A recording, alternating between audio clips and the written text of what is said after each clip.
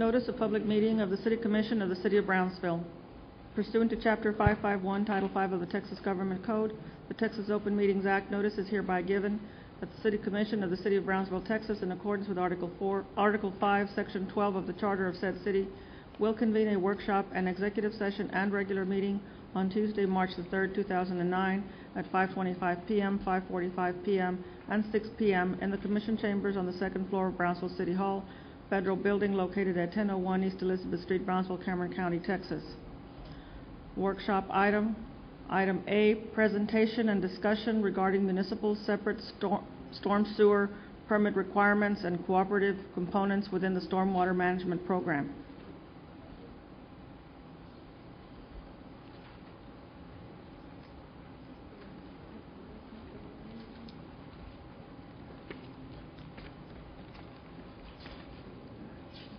Mayor, Commissioners, I'd like Mr. Joey Hinojosa will do this presentation for us on the stormwater. Microphone.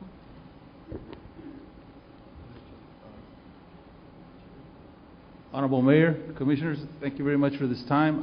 In the interest of time, I'll go through this presentation rather briefly, but you're welcome to stop me at any time with any questions. In short, later on in the agenda, we're going to have an item calling for an interlocal agreement with Texas A&M at Kingsville. And representing the institution is Mr. Javier Guerrero. He's the liaison that's been working with Brownsville and several cities within the Rio Grande Valley to establish a task force whereby we've created a program and a compliance schedule to deal with the new stormwater rules affecting every city within the valley. Any city with a population of at least 10,000 is affected by these new rules. And the university has been instrumental to get us on the ground, up and running regarding compliance and scheduling toward that effort. This is just the first page of the interlocal. We'll work with it later on in the agenda. There is a monetary fee or dues that we're paying into the program, and it's less than $20,000. But part of this compliance effort also calls for a memorandum of understanding with the local school district, and within the verbiage of that school district, of that memorandum of understanding, is the requirement for an interlocal agreement established with this entity, and therefore I wanted to bring it before the board. We can go on to the next slide if you want.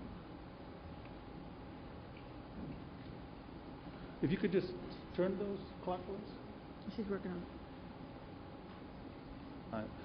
And just briefly, within that permit are 6 minimum control measures and 1 optional measure.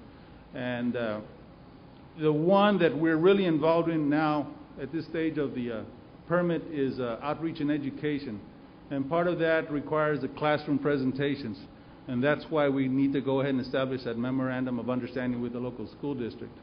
Mr. Guerrero, if you want to come up here for a second. The university has worked with several cities already to do these classroom presentations. And briefly, I'll just let them mention a couple of things about those presentations. Mayor, Council, thank you for having us.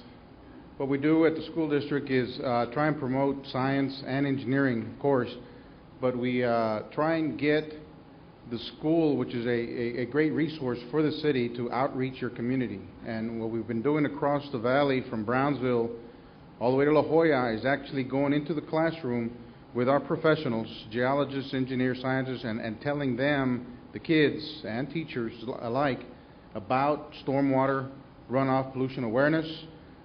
We talk to them about the Laguna Madre, the Arroyo Colorado, the Rio Grande River, composting, solid waste, household hazardous waste, everything and anything having to do with stormwater pollution activities.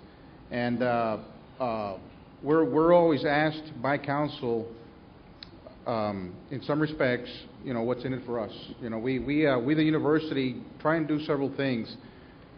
The Brownsville has been part of our coalition since 2002. Every year we execute this interlocal. And over the years, we've had conferences, seminars, workshops. We've been training your staff, training members of your community, industry, businesses, commercial, residents.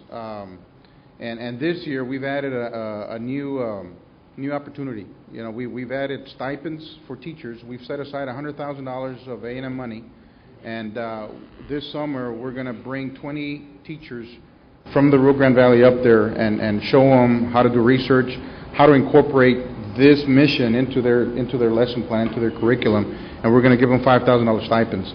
Another thing, we're also going to offer 8 four-year scholarships to our College of Engineering to students in the Rio Grande Valley. Again, this is going to be part of this program, so if a Brownsville kid is selected, we're hoping that one of you all do the presentation at commencements or at the awards assembly. And we're going to try and see if we can get 4 here in Cameron County and 4 in Hidalgo, because we're only going to allow school districts that partner with you all eligible for these stipends and scholarships. So we have a huge, I mean, we could go on for, since 2002, we've done a lot of things. But in a nutshell, we're very committed to this region.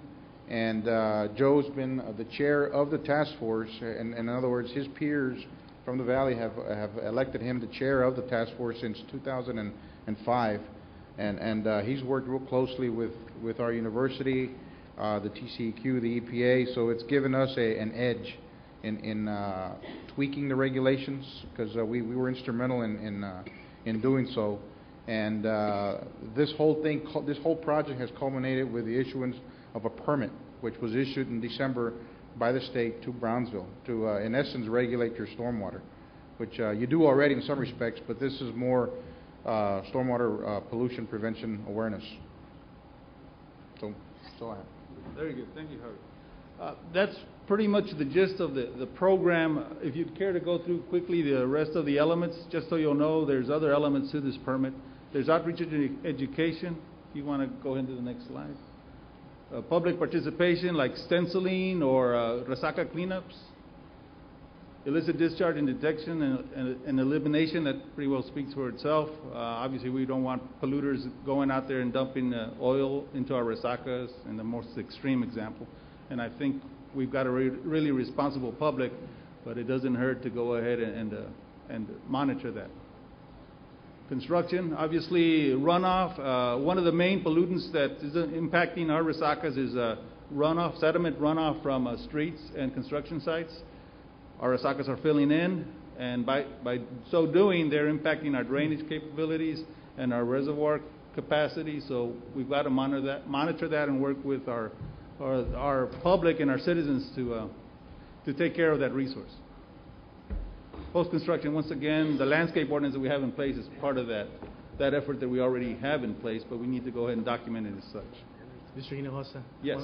One of my questions is, when the gentleman spoke of the educational outreach, activities that are going to be ongoing, and all the direct classroom student to presenter, is there anything on video that we could use? Because I don't know how many presentations they plan to make. You consider in Brownsville you have 5 high schools. Each high school has 2,000-3,000 students. That's a lot of classes. I don't know what the plan or the mechanism is to reach each and every one of those.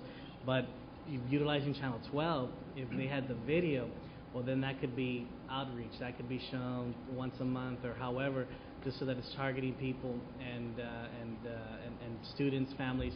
However, I don't know if that's something, if the video's in place to maybe do that to further the outreach. We are we do have videos, presentations of some of the other classroom presentations in other cities. We'll definitely be doing that for those presentations within the district. And that conveyance would be great for the rest of the public. So definitely, yes, sir. Thank you. Housekeeping, making sure that our fleet maintenance is up to standard, so we don't have trucks leaking oil on the street. Make sure we sweep up after ourselves and spills and what have you. That's housekeeping. The last optional minimum control measure is where we monitor our own construction projects under our own umbrella, so we don't have to get an individual permit for each construction site. So that's the 7th element that we've added to our permit. If you want to go through you can go ahead and turn that. That's the memorandum of understanding that we'll present later on to the university. It's no monetary issue with the district. We're just promising that we'll do the presentations, that they obviously have oversight as to the material and the contents. And that's pretty much the gist of that MOU. You can go on to the next one. Skip through the next two. Of course, I'll be happy to entertain any questions regarding the MOU. You can go on to the next.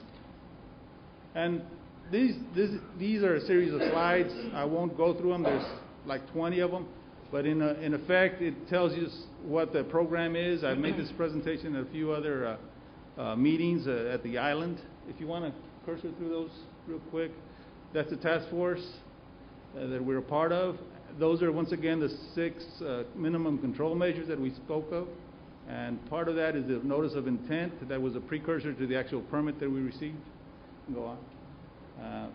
Some of the goals that we're obviously hoping to accomplish. You can go on to the next one. And at the end of the day, what we're trying to do is protect our surface waters, whether they're resacas, whether they're the arroyo or the river. All these are important, obviously, to our sustainability. And even though these are new rules and regulations we all have to deal with, at the end of the day, we end up benefiting from that stewardship and the future generations. That's one example of some of the outreach that we've done in the past. And that's a notice of intent. I wanted to get one more slide. Go ahead to the next one. And we came up with an acronym just to kind of get a mindset and kind of get our heads around this program. And RESACA would be a fitting acronym here. We have to recognize our resources. We have to engage the public, obviously. We have to develop a sense of stewardship for our resources, and develop an alliance with our stakeholders, whether they're the citizens, whether they're construction site managers, store owners, what have you. And at the end of the day, we want to get community commitment. Otherwise, this isn't going to happen.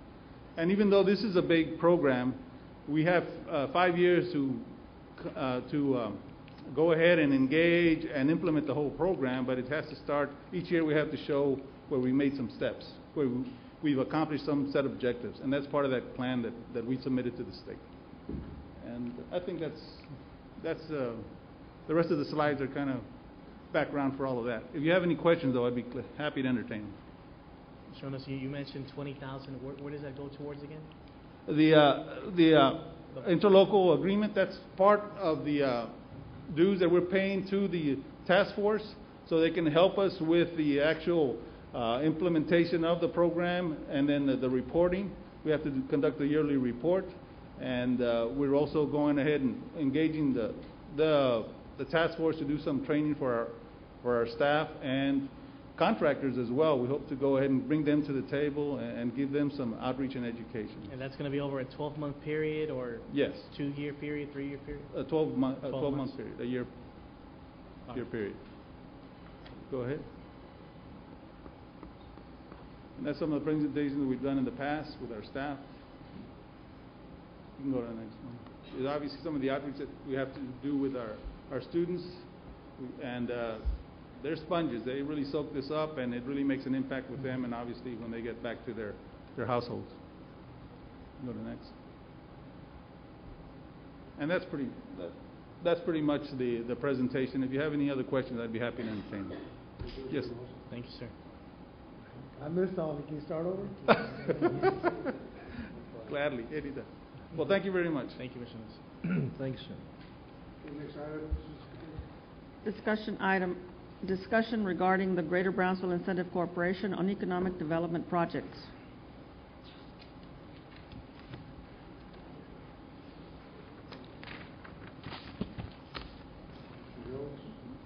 Mayor, Commissioners, my name is Tony Campos. I'm Vice Chair for the GBIC.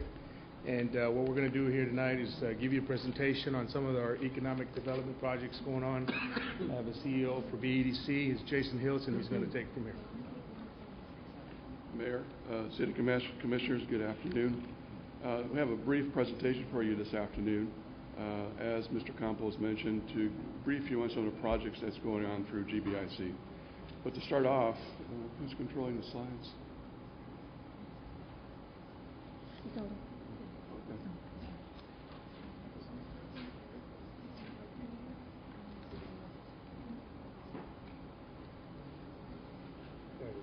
what we'd like to cover today is where GBIC is today with its budget, the North Brownsville Industrial Park, projects in the pipeline, and how the word is getting out on Brownsville. The GBIC budget as it stands today here's just a quick review of where the 4A sales tax are for 4A. So far this year, it's $1.4 million. Next slide. This is the fund balance starting as of, it's unaudited as of 10/1/08, and this is as of January 31st, 09. You'll see that we have a total fund balance of $21,000. Next slide. But you'll see that the GBIC fund balance takes into consideration a certificate of obligation that the City Commission issued for work to be completed at the Brownsville International Airport to go towards hangars, parking lots, livestock area relocation, etc. This obligation, $8.5 million, has already been set aside to pay for the projects. So that's included in that fund balance. Mr. Jason, Yes, sir. this is the side of, I think, the 20 million grants that we will get. I'm sorry? This is besides the $20 million worth of grants we will take from the federal government for the airport. This is different from those grants, yes. This is, So, but this money, was this money used to leverage to get those grants? no, sir. No, sir. Okay. Next slide. Where the funds are going, how GBIC budgets its money. They budget percentage of the revenues coming in. 32% of revenues go towards company incentive projects. 28% go target infrastructure projects. And 9% is reserved for community job-based projects. As for a legislation, GBIC can support business airport facilities like they're doing today at the Brownsville Airport, port-related facilities, infrastructures to assist retail and commercial projects, and business-related sewer, utilities, and site improvements. The GBIC is in the process of developing their North Brownsville Industrial Park, which is located on the north side of town on Paredes Line Road. Next slide. This is a 73-acre planned development. This land was received back from Titan in a settlement with GBIC. The GBIC is moving forward in developing that. Its anticipated infrastructure cost to be $2.5 million. The park is being subdivided into 10, 5, and 2.5 acres tracts. We already have one client already committed to buy 10 acres, and we'll start construction as soon as GBIC starts construction on the park for a 100,000 square foot building, employing 80 people and paying $14 an hour jobs. This company will help us attract other companies in the same industry. They're in the food industry, food preparation, food processing industry. Mr. Ellis, Yes, sir. of course, this is not, GBIC is not taking over the Titan plant facility, right? No, sir. It's still Titan's. Titan owns that building outright. Okay? We were able to get that land because of the efforts of Attorney Ernesto Gomez, wasn't that? That is that correct. He was the driving force behind that, Mr. Garza. Thank you. So Jason, we don't get the facility, but we get the land. The land is You ours. get 73 acres back, Okay, which will now turn into revenue-producing right. tracts of land. So we get to do what we want with those 73 acres. Right, sir. Yes, sir. The proposed development that's supposed to go in there, that won't offset any current food processing. For example, CPAC, that's Oh, no, been no, here no. forever. Actually, they This is could- not going to offset anything else, correct? Actually, they can supply CPAC. Okay, great. Can I ask a question? Sure. Yes, sir. This North Brownsville Industrial Park, is that where you're gonna put your strengths in and bring companies to go to this industrial park? Or are you still gonna try to put them at the Port of Brownsville? This is going to be the cornerstone of what GBIC wants to do moving into the future. Were we able to meet with the Port of Brownsville and see if we could negotiate something where if the city of Brownsville spent all their money in attracting a business for the Port of Brownsville, that would be in our best interest to get some of that sales tax or property tax at the Port of Brownsville. As it is right now, when we put a business over there, all we get out of it is we hope that they hire somebody from Brownsville. There's no guarantees, no nothing.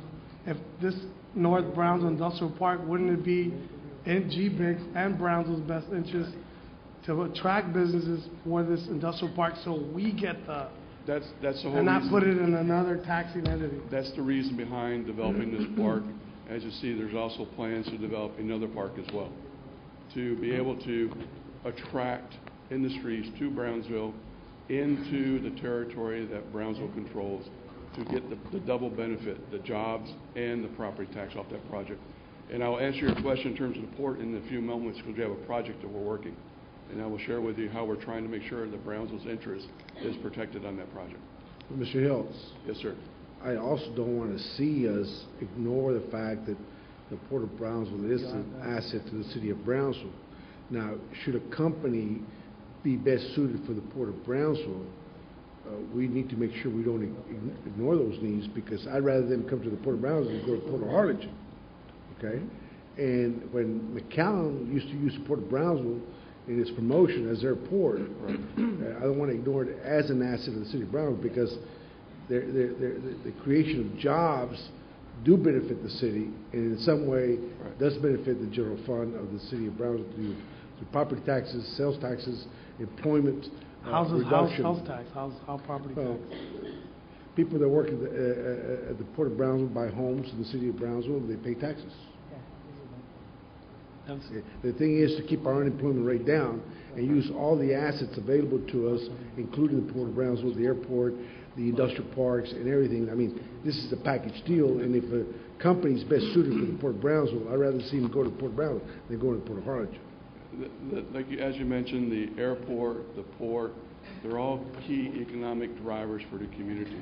But we're very careful to work with the port, and I'll explain a project we're working on in a moment, how, like I said, we're trying to make sure we protect the interests of the city of Brownsville as we move forward with that project.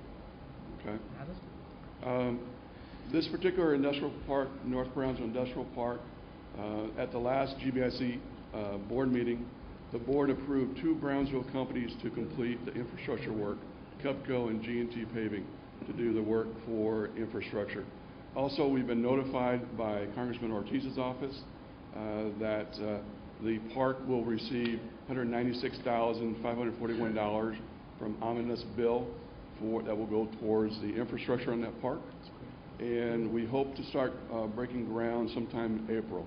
Right now, GBIC is in the process of trying to engage a project manager to run the project to make sure that they're getting what they're paying for, that the project is done accordingly to the specifications and done in a timely manner.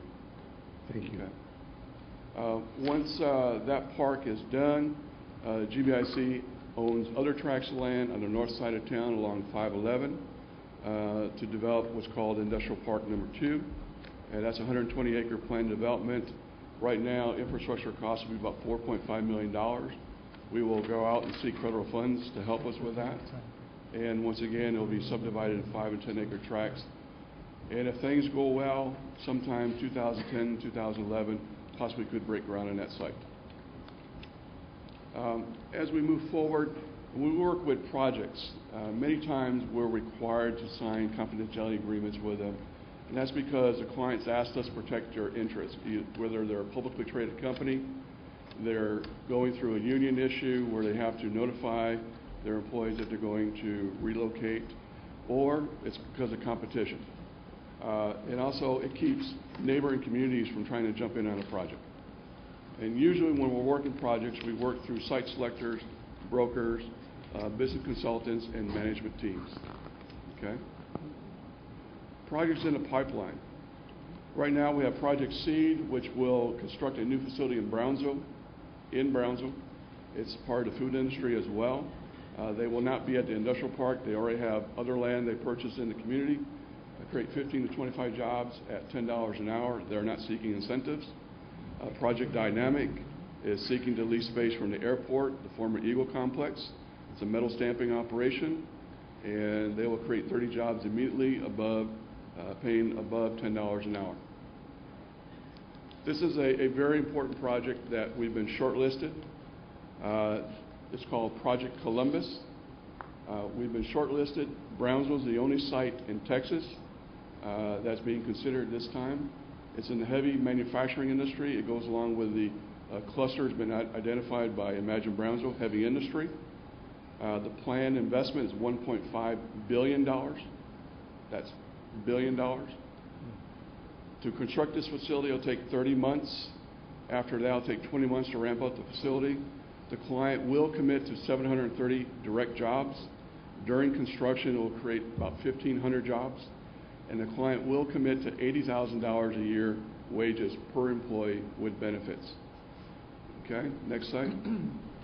The client has been drawn to the area by the logistics offered to Port of Brownsville. It is a heavy electrical consumer. We are working with a PUB, with Mr. John Brusiak. We've given the client a rate proposal. We are working very closely to ensure that the city sees a benefit not only from the job creation, but from property taxes as well. The property that we're working on is in close proximity to the Port of Brownsville. It's not within the port property. It will be land that is part, or it's within the ETJ of Brownsville today. If that site does not work, we have other sites identified within the port. We've had discussions with the port director about how we can move that project together forward, where the city of Brownsville would get a benefit from that, where they could possibly, that particular site could be brought back in or brought into the city of Brownsville. So those are the things that we're trying to make sure happens, Mr. Atkinson, to make sure that we get the full benefits of that project, especially a project this size. Can you imagine the property taxes on a project like this, that would mean to the city of Brownsville? Okay. Also, we have had several meetings with the governor's office. When we were in Austin several weeks ago for Brownsville Day, that's when we were notified that we were shortlisted. And we had a meeting that afternoon with the governor's office for economic development. They have pledged their support to this project. And right now, we're expecting to be in Austin next Tuesday to meet the governor and to talk about this project, make sure that we get his full support. And we're going after enterprise fund money for this. We're talking in terms of $20–30 million that we're going to seek from the governor's office for this. Okay. Good. Getting the word out. I mentioned the governor's office. We work very closely with the governor's office. We're members of what's called Texas One. That's the equivalent of GBIC at the state level.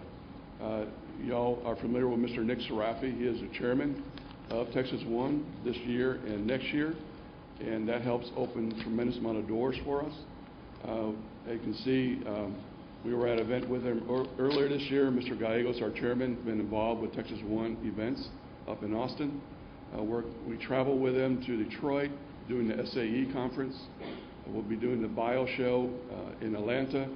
We've done numerous trade missions in Mexico City with the governor, and we do a lot of business recruitment trips throughout the United States on a bi-monthly basis, going to New York City, going to Chicago, doing Boston, where we sit down and meet one-on-one with site selectors and the governor's team, and that brings a lot of value to the community.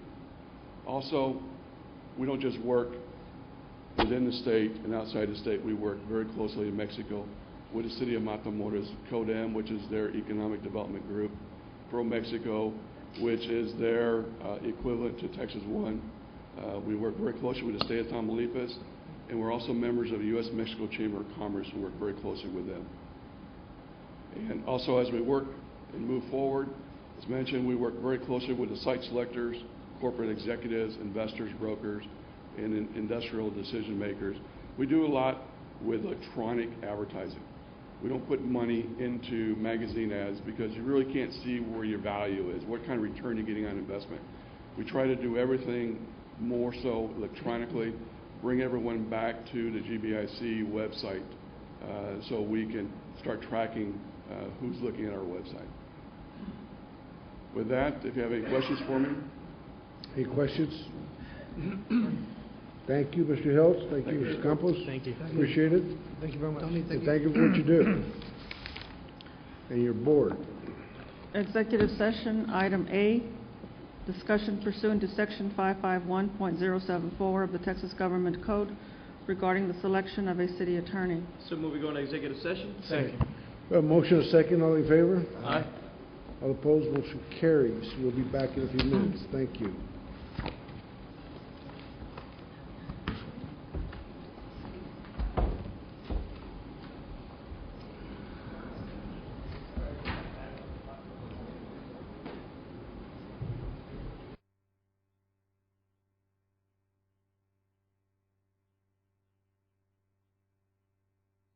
We've got action before the pledge. We've got action before the pledge. We got another meeting. City Secretary, we're ready for the Pledge of Allegiance. You'll rise. Pledge allegiance to the flag of the United States of America, to the republic for which it stands, one nation under God, indivisible, with liberty and justice for all. Honor the Texas flag. I pledge allegiance to thee, Texas, one state under God, one and indivisible. Alex, would you lead us in the word of prayer?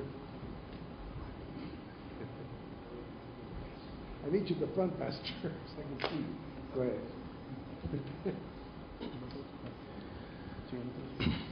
Let us pray. In those days, the people asked Jesus, "Teach us to pray, Jesus." "Rabbi, please teach us to pray." And he said, "When you pray, pray to my Father. In my name, pray to my Father." He said, "Pray, our Father who art in heaven, hallowed be thy name. Thy kingdom come, thy will be done, on earth as it is in heaven. Give us this day our daily bread, and forgive our trespasses, we forgive those who trespass against us. Lead us not into temptation, but deliver us from all evil. For yours is the power and the glory forever and ever." Father God, I give you thanks for this wonderful day, for the commissioners. I give you thanks for the mayor, for these people that are here. Father God, you have listened to me, you have blessed my family, and I'm very thankful.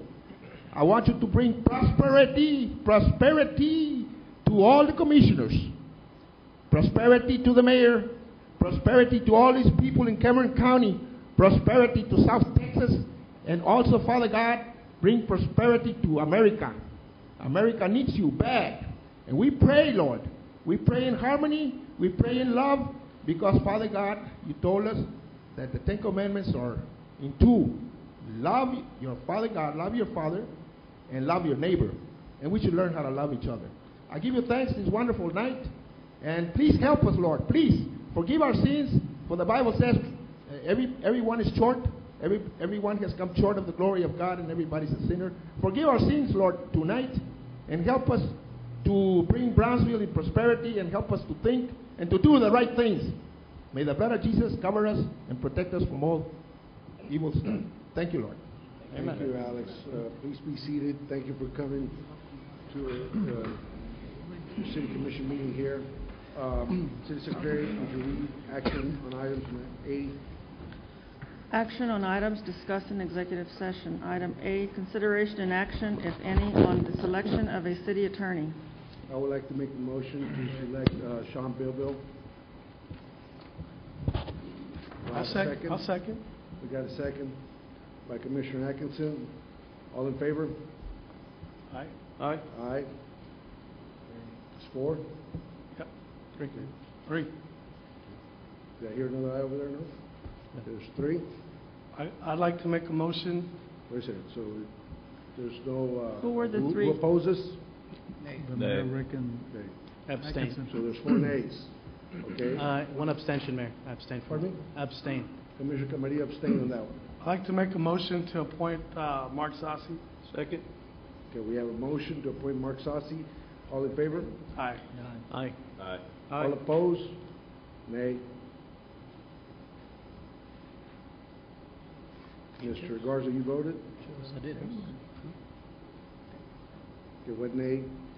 All the others affirmative. Next one? Motion passes. Motion passes. Next item? Item number 1 is mayor's report. There's nothing to be reporting. Well, there's some to be reported, but I'm going to forego it. Item 2, Commissioner report. I want to pass on that, Mayor. Okay. Commissioner Triani? Just wanted to let everybody know that we're going to travel to Washington tomorrow. Excuse me, and we have an appointment at 2 o'clock on Thursday in Congressman Solomon Ortiz's office to meet with members of Department of Homeland Security regarding the placement of the border fence. It's our sincerest hope that at the end of the day, that does not occur in downtown Brownsville or within the city property. And just want to let everybody know that has been scheduled, and Congressman Ortiz has fulfilled his promise to us to get us a meeting, and we will be traveling up there tomorrow to do so. Thank you. Thank you. We go to proclamations, Dress in Blue Day. Proclamations, Dress in Blue Day. Would you please read the proclamation? But before you read the proclamation, we have a wear a red shirt Fridays. I just want to make I'm sorry, people. sir. I'm sorry, sir. I'm making some comments regarding the proclamation. We have wearing a red shirt on Fridays in remembrance of our soldiers who are serving overseas, and these proclamations are being passed is to raise awareness for a certain cause or issue, whatever that comes before us. This was asked of us to pass it. It's a good proclamation, but I'd like the citizens of Brownsville to be aware of what we're doing here. And Fridays is in remembrance of our military and our veterans, and so keep that in mind also when we pass this awareness, Dress in Blue for cancer. Please read the proclamation, City Secretary. A proclamation of the City Commission of Brownsville, Texas, designating March the 6th, 2009 as Dress in Blue Day in our city. Whereas the purpose of Dress in Blue Day is to promote awareness about colorectal cancer and to encourage people to get screened, and whereas Dress in Blue Day was started in March of 2006 by a Colon Cancer Alliance volunteer, Anita Mitchell, who in 2007 dedicated Dress in Blue Day to her friend Carmen Mitchell, who had died of colon cancer, and to all others who had lost their fight against colorectal cancer. And whereas colorectal cancer is the number 2 cause of death in the U.S., and this year in the U.S., colorectal cancer will kill as many people as breast cancer and AIDS combined. And whereas colorectal cancer is 90% preventable when detected early, and regular screenings will significantly reduce your risk. And whereas beginning at the age of 50 or earlier, everyone should be screened for colorectal cancer. And whereas at North Brownsville Surgery Center, all staff are dressing in blue that day, and blue ribbons will be handed out to patients who come for colonoscopy or visitors wearing blue. Now therefore, we, the members of the City Commission of the City of Brownsville, Texas, by virtue of the authority vested by the Charter of said city and on behalf of all our citizens, do hereby designate March the 6th, 2009 as Dress in Blue Day in our city, and further urge all our citizens to become informed on the dangers of colorectal cancer. Done on this, the 3rd day of March 2009, and signed by Mayor Pat Ahumada and City Commissioners. Thank you, City Secretary. And citizens, do your best make an effort to March 6th, only one day, to dress in blue in remembrance and awareness of colorectal cancer, which I think is beneficial for everybody to know what can happen there if you don't get checked and treated in time. And also Fridays, again, is wearing red shirts in remembrance of our veterans. I invite the community to participate every Friday by remembering our soldiers overseas that are serving on our behalf until they come back home, to wear red shirts on Fridays. Okay, Mayor, we'll have to waive, the 6th is Friday, so we'll have to waive red for blue. On this one, okay, this is only once a year though, it's March 6th, so the exception is noted. Okay, the next The next item is Employee of the Month. presentation of Employee of the Month. Mayor, we're gonna postpone the Employee of the Month for the next meeting, The please. next meeting, okay. Consent agenda items. Consent agenda items A through E. Move to approve. Second. All in favor? Aye. All opposed? Motion carries. At the request of the City Secretary, could we move item 26? Because I think there's a presentation to be held at BISD. Can we move it up, please? Can I have a Yes. motion? So moved. Second. We have a motion, second. All in favor? Aye. All opposed? Motion carries. Item 26, City Secretary. Do you want me to, I need to read item 26. I have here item 26. Right, I need to read that into the record. Item 26 is consideration and action to approve an interlocal agreement between the City of Brownsville and Texas A&M University at Kingsville, whereby the city and TAMUK can participate in a regional task force to respond to and aid compliance with the Texas Commission on Environmental Quality Phase 2 stormwater rules and other pertinent issues as needed. So move. Second. All in favor? Aye. All opposed? Motion carries. Thank you, Mayor. Thank you, Commissioners. Thank you, Joe. Thank you. Hope you make your next meeting in time. Yes, sir, thank you. Item 6, Item 6 is consideration and action to appoint one member to the Cultural Affairs Advisory Committee to fill an unexpired term. City Secretary, my appointment did not make didn't put his application in on time. So I'd requested we could table to the next meeting. motion table, second, all in favor? Aye. All opposed? Motion carries. Thank you, Dr. Woodard. Item 7, Item 7, public hearing and action on first reading of ordinance number 2009-1100.47, an ordinance amending ordinance number 1100 by readopting the Heritage Plan and dealing with related matters, including $2,000 penalties. Joe. Good evening, Mayor, Commissioners. My name is Joe Gavito. I'm the Heritage Officer for the City of Brownsville. This Heritage Plan has been readopted on an annual basis for the past 22 years. I want to take the opportunity to thank the other taxing entities, the university, the school district, the port, and on the 19th, Cameron County will also participate, and it looks like it's going to be a favorable vote. But it's a program to preserve our heritage and our historic sites in the city. And I'm here to answer any questions. Any questions of Mr. Gavito? Would you close public hearing? Second. Second. Motion to close, second, all in favor? Move to approve. All opposed? Motion Second. carries. Make a motion to adopt the 2009 Heritage Plan with one modification, that 2030 Palm Boulevard be included in the Heritage Plan as a primary local site. Second. Motion is second. Is there any problem with that, Joe? No, sir. Okay. Any discussion? All in favor? Aye. All opposed? Motion carries. Thank you, sir. Thank you. Next. Item 8, public hearing and action on first reading of ordinance number 2009-1501, ordering and calling a special election for the purpose of submitting to the duly qualified voters of the City of Brownsville propositions for the amendment of the charter of said city, providing for the method of voting in such election, both at the polls and early voting by personal appearance and early voting by mail, stating the qualifications of the voters permitted to vote in such election and the manner in which the same shall be conducted and the returns thereof made, establishing election precincts, designating polling places, and appointing officers of such election, providing for the giving of notice of such election, and dealing with other matters incidental to the subject. Mayor, members of the commission, this is the result of the work of the Charter Review Committee. We're presenting two propositions to go on the ballot. Proposition number 1 would change the recall provisions. As it stands at the moment, 25% of the registered voters have to sign a petition to recall any of you all. What the Charter Review Committee is recommending is that be changed so that it be dropped to 10% in terms of the mayor and the at-large commissioners. It'd be 10% of the registered voters throughout the city. In terms of district commissioners, it would be 10% of the registered voters in that district. Let me caution the city commission before it passes this, and it's going to affect those who come after us. And whatever the commission decides is fine with me. But I would hate that future commissions or this commission be influenced in the decision-making by how easy they can be recalled. I think the present formula is too high, 25%. I think 10%, the standard is very easily attainable, I think.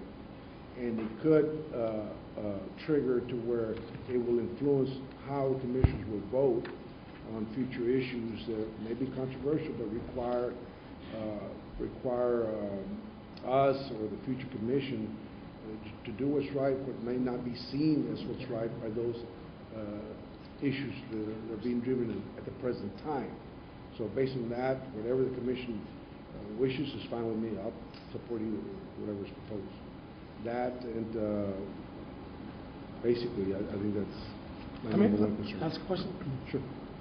Is this the only thing that, or there are going to be other things No, there's another proposition.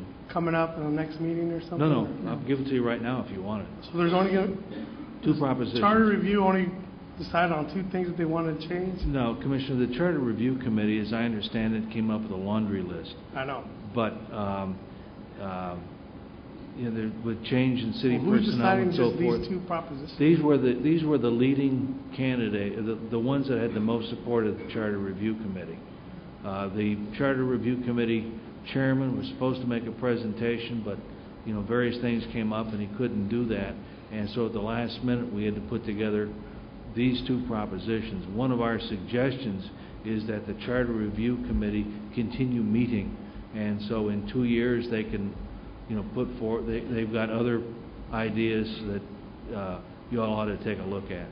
But these were the two that were considered generally to be the most significant. Which is the one about changing the percentage, and then what's the second one? The second one has to do with the Public Utilities Board. What about it? And basically what the Charter Review Committee is suggesting, right now the Public Utilities Board consists of 5 public members plus the mayor. And the Charter Review Committee is suggesting that be changed to 6 public members plus the mayor. All 6 plus the mayor would be voting members and that would be spelled out in the amendment. There were specified terms and positions. In other words, we'd have position 1, which is a term that would expire. It's currently held by Mr. Al Villarreal, and that would expire on July 1st of 2009. As you all may recall, there was a lawsuit about a year and a half ago, and what we did was we took that the court's order determining when positions expired and put those in our proposed charter amendment, and then added another board member whose term of office would expire July 1st, 2013. Can I ask another question? Sure. As far as GBEC, I think we talked about GBEC going to a 7-member board, adding 2 commissioners. Is that something that has to be added to the voters, or is that something we can just do ourselves? Commissioners, my understanding that's something that you all can do. Okay. Let me ask, these propositions, though, they have to go before the voters, Correct. right? So it's really not something that we should worry about. This is what the Charter Review wanted to see. If, like you're saying, Mayor, with all due respect, but if we were we're elected to this position and to serve and do good for this community, if you were really doing that bad, that a group has to go out and remove you, I mean, we shouldn't have to worry about that. You know what I mean? Because that's not an issue for me personally. I mean, if someone really didn't want me that bad, then I would leave. We sit here and we try and do the best job that we can, and that should be the focus, to continue to serve this community. We're elected by the people for the people, and that should be priority 1. And I don't have no problem with that. I'm just cautioning the commission that it will be very easily attainable. I did the recall originally back in 1990, and I know I got 10% of the voters, which if we had that formula, I think all the commissioners would have been gotten out. If people really wanted to remove you, Mayor, for that reason. Allow me, sir, I gave you the floor, did I not? Okay, please be wait to recognize. And in retrospect, I think that commission, based on the issues and the controversy that was going on, we were right and wrong.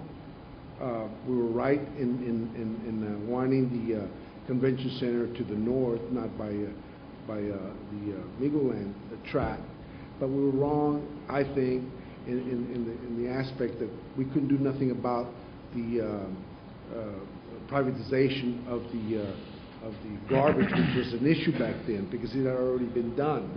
So but it feeds the controversy and it builds momentum to where I think it does affect how city government works.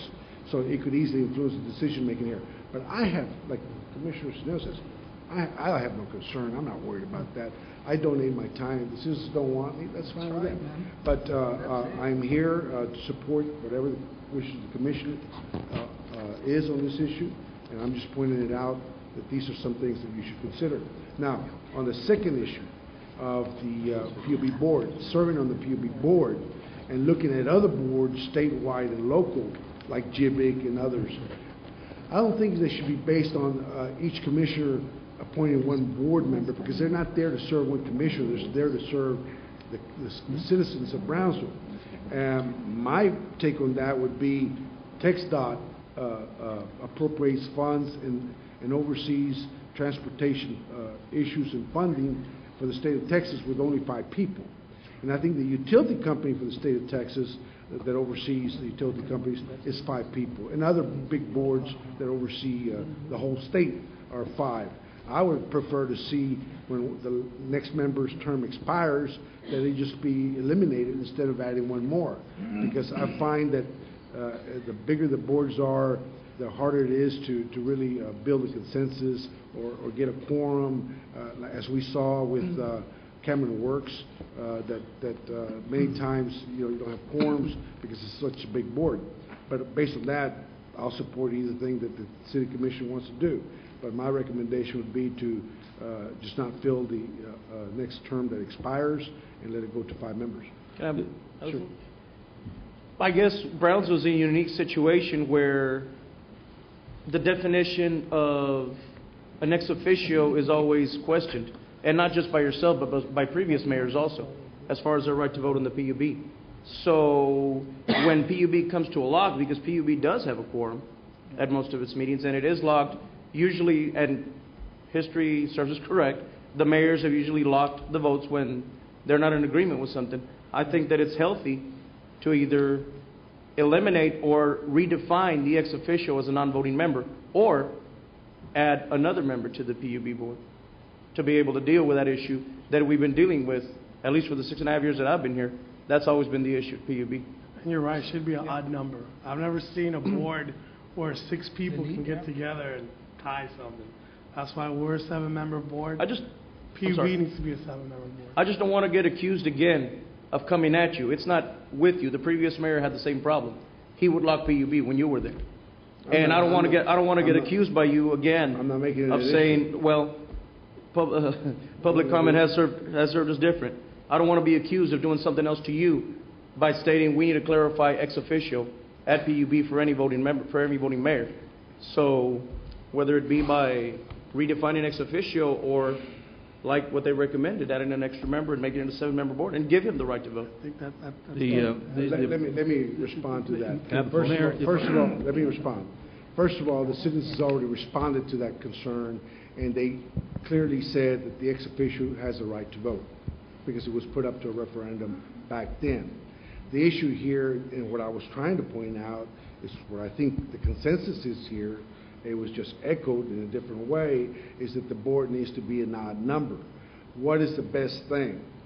I hate to see that a board is defined by the number of commissioners, because it shouldn't be defined by the number of commissioners. It should be defined that they're there, in this instance, to be semi-autonomous and do the job of the citizens of Brownsville, and which I think can be done more effectively with less people on the board than more people on the board. And my suggestion was, which would make it odd, is that the next term that comes up and expires, just not to renew it and reduce it back to 5 members, as many other boards are that oversee statewide funding and projects and stuff like that, that seem to work pretty well. But having said that, and I'll reiterate, I'll support whatever this commission decides. There's one other item in the PUB that amendment that I need to call to your attention. Under the charter as it now stands, members of the PUB are subject to recall elections.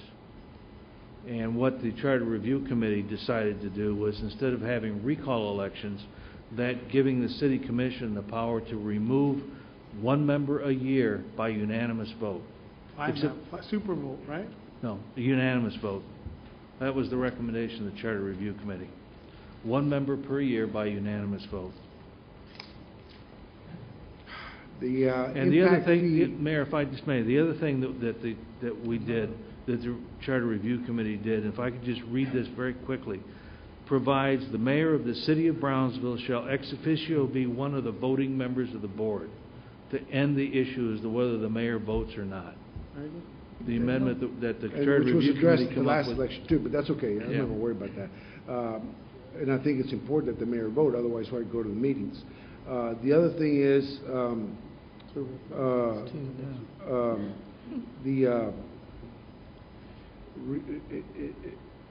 eliminating one board member per calendar year also is a dangerous precedent, because the impact issue's been going on since 2004.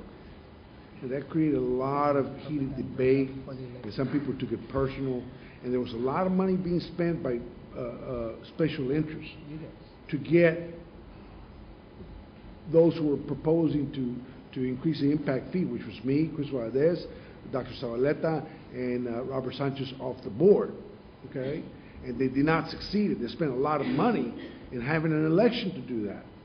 So I think it sets a bad precedence to allow the commission, in case there's some kind of issue like that comes up, to hold it over the heads of those doing their duty and trying to serve semi-autonomous, that they will, with the threat of being removed if they don't vote a certain way. I think the PUB board should be left alone, and we should do, besides making it an odd number either way, we should abide by the present charter. The city commission has a right to raise rates. It has to come here, sell assets, and issue debt. And I think it should be limited to that, because PUB back in the 60s was a total mess, and they had a lot of blackouts. It was just a total mess when it was under the control of the city commission. And I think for the city commission to encroach and have more authority of the PUB board, I think undermines that board and puts it back into a track to where, you know, they're going to be intimidated by maybe future commissioners. Not to say that we would, but future commissioners and their decision making in the best interest of the community. Having said that, like I said, you know, it's up to the commission. May I have the floor? Certainly. John, when you were putting these, like on proposition number 1, the 10% number that you came up with, was that the recommendation of the Charter Review Committee? Because I believe I saw 15%, 18%. I mean, is the 10% the recommendation that was given at the end? Yes. Okay. So that's their recommendation? Yes. Okay.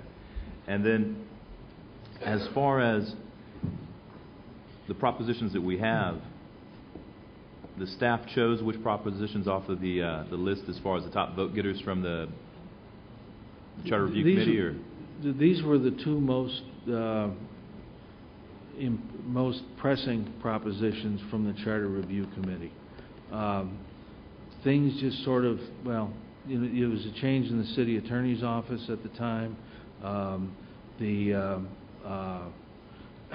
chairman had some issues with other things he had to do, and so, you know, this was kind of put together at the last minute, as these were two of the recommendations. Now, the other recommendations, I'll be honest with you, Commissioner, I wasn't there for most of the meetings, so I don't know what all recommendations they had.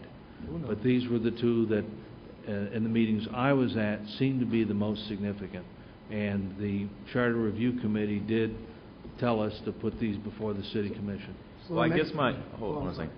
I guess my concern is that we had a whole bunch of people who spent a whole lot of time doing this, and I would think that if they've presented us with a slate of items that they want to have us look at as far as for putting on the ballot, that we should have that so that they can, you know. The problem is that that Monday is the last day for getting anything on the ballot. My suggestion is that the Charter Review Committee remain in existence and continue to work on the charter, and in 2 years, when we can do this again, come up with an exhaustive list of proposed charter amendments. Okay. Thank you. Mayor, may I have the floor? Okay, sure.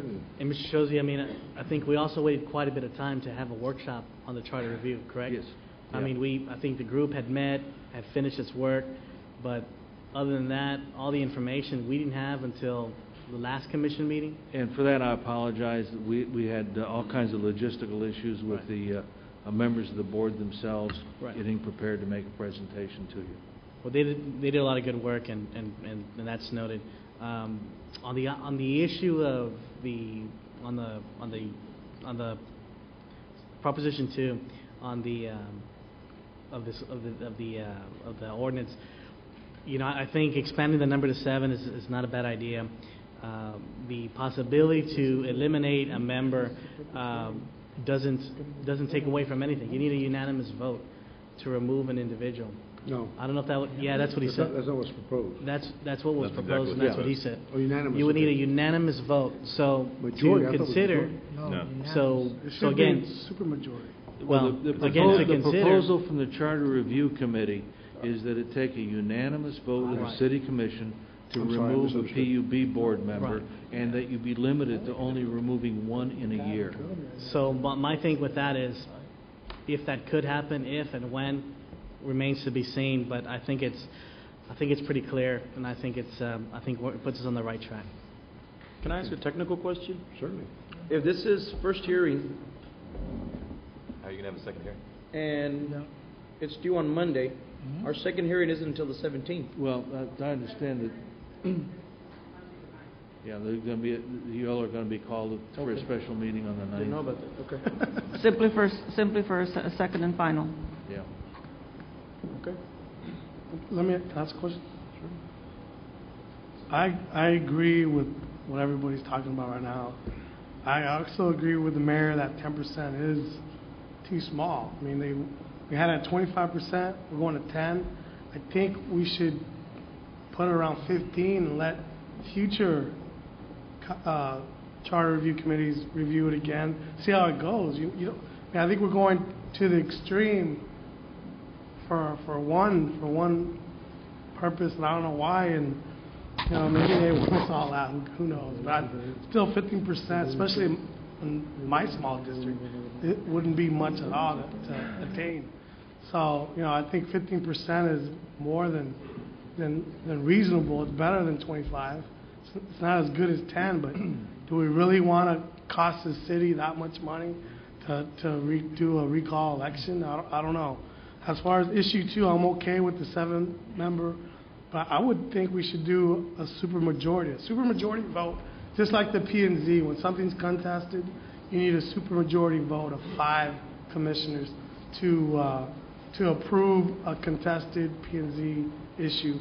I would say a PUB board member be held to that type of. I mean, if you get 5 commissioners that doesn't want this person in there because, but whatever reason, you know, then I think 5 ought to do it because the one person who put the guy is going to support him, so it's going to fail anyways. I mean, why even do a unanimous vote? You know what I mean?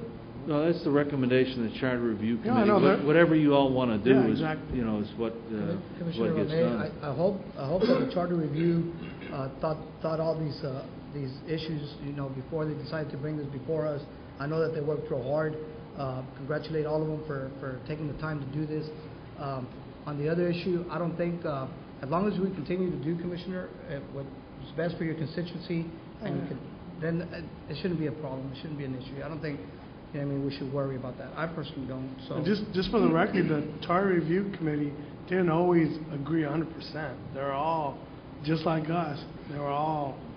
I mean, Well, they're giving recommendations to this body. This body is They the were giving ultimate recommendations, authority in deciding what to put on the ballot. And, I respect what they came up with. The recommendations are well noted. That's what they want. And whatever the wishes of the commission are, that's fine. I, You have a gentleman there wants to speak. Mr. DeSantis, you want to speak?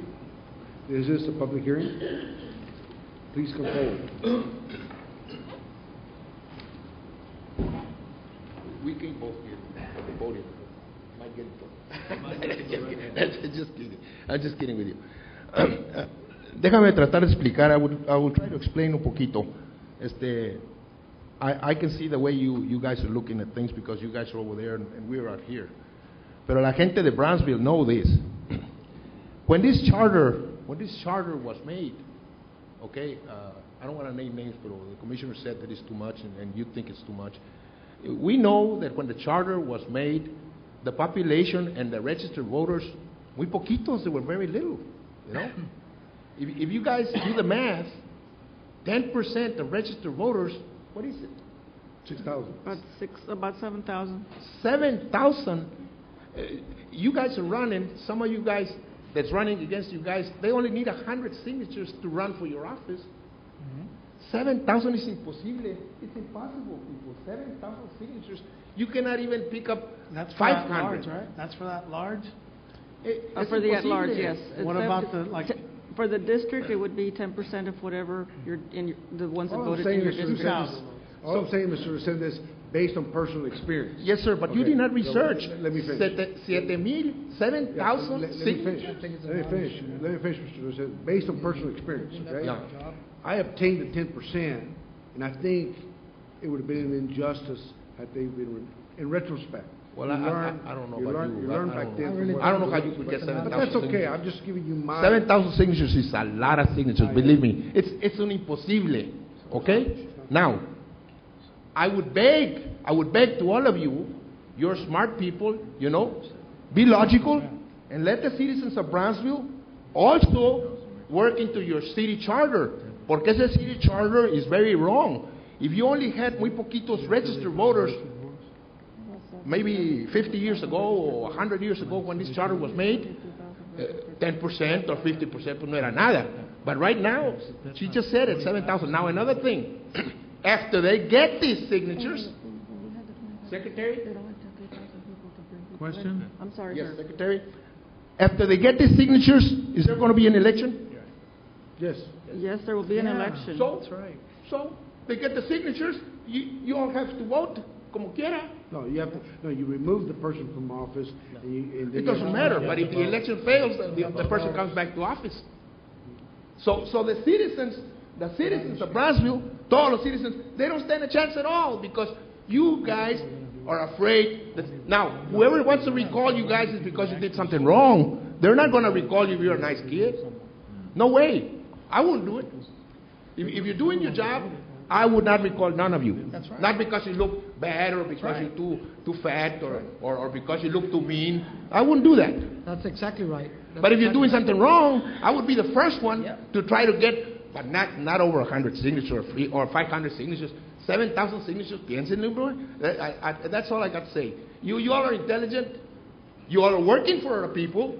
Son los representantes de la gente. You have an attorney there. You had 3 attorneys. I went to the city charter. We could not speak. We demand you check that and be logical. Por favor. Thank you. And I'll support whatever the wish of the commission is. Any more discussion? There's some more people Oh, that'd we like to got- have we got one comments. more. You got 2 more speakers. Please come forward and state your name and germane to the topic. Good evening. My name is Melissa Zamora. I was a member of the Charter Review Committee. I just wanted to let you know that this committee did in fact do much research about these issues. In fact, the PUB issue, we invited John Brusiak, who's the CEO, to come in, including their attorney, and we did discuss this at length. As far as the issue with recall, I believe we had 6 to 7 meetings where we discussed this, and we researched other cities to see what they were doing. And we thought maybe looking at a city with the same population, a city that's comparable when it comes to budget, that's how we came up with the 10%. As far as only having 2 recommendations, there were in fact additional recommendations. We were hoping to have between 7 and 8 to come before you, and for some reason, at the last minute, they weren't presented to you, and I apologize for that. The chairman had some other responsibilities, and they didn't come before you. We did request from city staff to have additional time and possibly hold a special meeting or a workshop with the city commission, but we were told that that was not possible, that there wasn't enough time, because we wanted to be able to create at least 7 to 8, like I said, recommendations for you to review, because this committee did work very, very hard. In fact, meeting once a week, even twice a week, for 2 hours during each meeting. And for you to only have 2 recommendations is very disheartening for me. I'm speaking for myself, and I don't know about the other committee members. But I do hope that you do consider that the Charter Review continue to meet in the future. That way, in future election, we could bring the other recommendations before you. Thank you, Thank you. Ms. Zamora. Mr. Perez, Roman Perez. Remember, nobody here is against the recommendations. We're just trying to arrive at what we think is best for the city at large. I want to thank the Charter Review Committee for meeting as many times as they did on this issue. I believe the last Charter Review Committee that 2005, I think it was, maybe somebody can correct me if I'm wrong. They only met for about a month and they had 14 recommendations, and this committee met, 6, 7 months, and they only have 2. And it's shameful that we don't have more than that for whatever reason.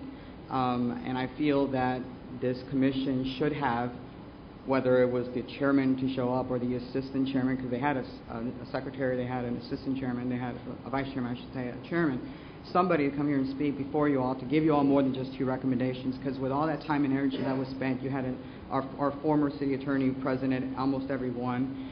We had a planning and zoning director at every meeting. We had a city secretary at every meeting. We had the interim city attorney present at meetings once the former city attorney was gone. And it's an injustice to the rest of these citizens to only have 2 recommendations, because there are other problems with this charter. I went in front of this charter review a number of times because I wanted to do research on the recall movement, or not the recall movement, but the recall provision of the charter. I did some research on my own because it seemed to me that the charter review was looking at only 3 or 4 other city charters. One of them was Austin, the other was Corpus Christi, and the other was Laredo. And I said, that's not enough. It's not enough just to look at those cities. So I went ahead and looked at 1994, I want to say, is the year that the Texas Municipal League did a survey of home rule charter cities. These cities, about 40%, 45%, no, I take it back, correct me. A majority of those cities that were surveyed in 1994 used a provision not based on registered voters, but voters who voted in that election. And that is what a majority of the cities in the state of Texas use. Now, I realized sometime last year, the Texas Municipal League took up the same kind of survey. It hadn't been done since the early 90s. So I don't know, maybe the city secretary or maybe the interim city attorney might have access to this information. I'm pretty sure that question was asked in the more recent Texas Municipal League. And unfortunately, I tried calling them, but they wouldn't give me that information because I don't work for a city. And I said, well, I know my city is a member of the Municipal League. It shouldn't be, public record. Like, no, it can only be a member of the city commission or a member of the city staff who can ask for this information. So maybe the city secretary or the city manager or anybody can give us this information, figure out what the other Did you try submitting your request to the city attorney? No, I had actually mentioned it to one of them at a charter review committee. I believe I mentioned that to them to see if they wanted to look at that. His door is always open to you. You can always submit your request. The city manager wasn't there. I asked our former city attorney, if I'm not mistaken. Well, you mentioned it to him. you can email them, I'm sure, or pick up the phone. Mayor, if I'm not mistaken, that was done sometime last year, and I don't believe when I had asked that particular survey had been completed. And because my understanding was you all were asking the Charter Review Committee to have recommendations in front of you by December, and there was this mass rush to have it here by December so we could have elections in May. And so I don't know if the survey was completed. At this point, maybe it has been completed, but it's my fault, and I'll take full blame for not asking our city manager specifically to ask for that information. Okay, no, we appreciate you taking the time, but I decided I want you to know the door is always open for you. Charlie's a good guy. Whose door? I'm assuming you Whose door is you. always open? Our city door is always open to him. Oh, okay. Okay. My office, certainly will. At my office, not at home. Okay. Really? Okay. I decided instead, because I don't have access to that survey, I looked at, and I know I spoke to police Commissioner Camarillo, and I appreciate you taking my phone call, Commissioner. I should have called the rest of you commissioners to give you all this information, but I decided to look at the top 50 most populated cities in the state of Texas. And of those top 50, 40% of them used number of voters have voted in the last election, not registered voters. And this is why they do that. They use either 25%, as low as 25%, a number of people who voted in the last election. Some use 50%. Some actually use a hodgepodge of, well, whatever is higher, whether the percentage of registered voters or the number of people who voted in the last election, whatever is higher. And I believe the city of Victoria uses that. And I believe there's another city in North Texas who uses that idea. Thing is Mayor and Commissioner Atkinson, you're very right. It might seem as though 10% is very, very low. And to be honest with you, I don't even think 10% is the right number. There's a couple, at least one city that I know of that uses a much lower than 10% registered voters. I would like to see that the active members of this community, the voters who actually go out and vote, not the dead people who are on the voter roll, because some of you have probably gone out. So what number would you suggest? Actually, I would suggest the number of people that got you elected, whether 50%, because that's what's needed. 50% is what is needed. So I had suggested 50%. Some cities use 40%, some cities use 25% of the number of people who voted in the last election. In fact, Commissioner Atkinson, I'd like to mention the city of El Paso recently, probably within the last 10 years if I'm not mistaken, decided that they wanted to go into a city manager, mayor form of government. When they reorganized their community or their charter, they went all, I think they have 9 commissioners. I know it's strange, if you have 7, we have all these arguments, but they have 9 if I'm not mistaken. And they all have their own districts, and they all use the number of voters who voted in the last election. And granted, they have a much higher population, but I honestly don't know. I should have looked at the records, and I apologize for not doing this research for you. But the thing is I don't know how many people voted in that election, and I don't know if they have their election and coinciding with a massive, large number of people who are voting, or whether they do it in May. Let me ask you something. Yes, sir. I understand what you're saying. Okay.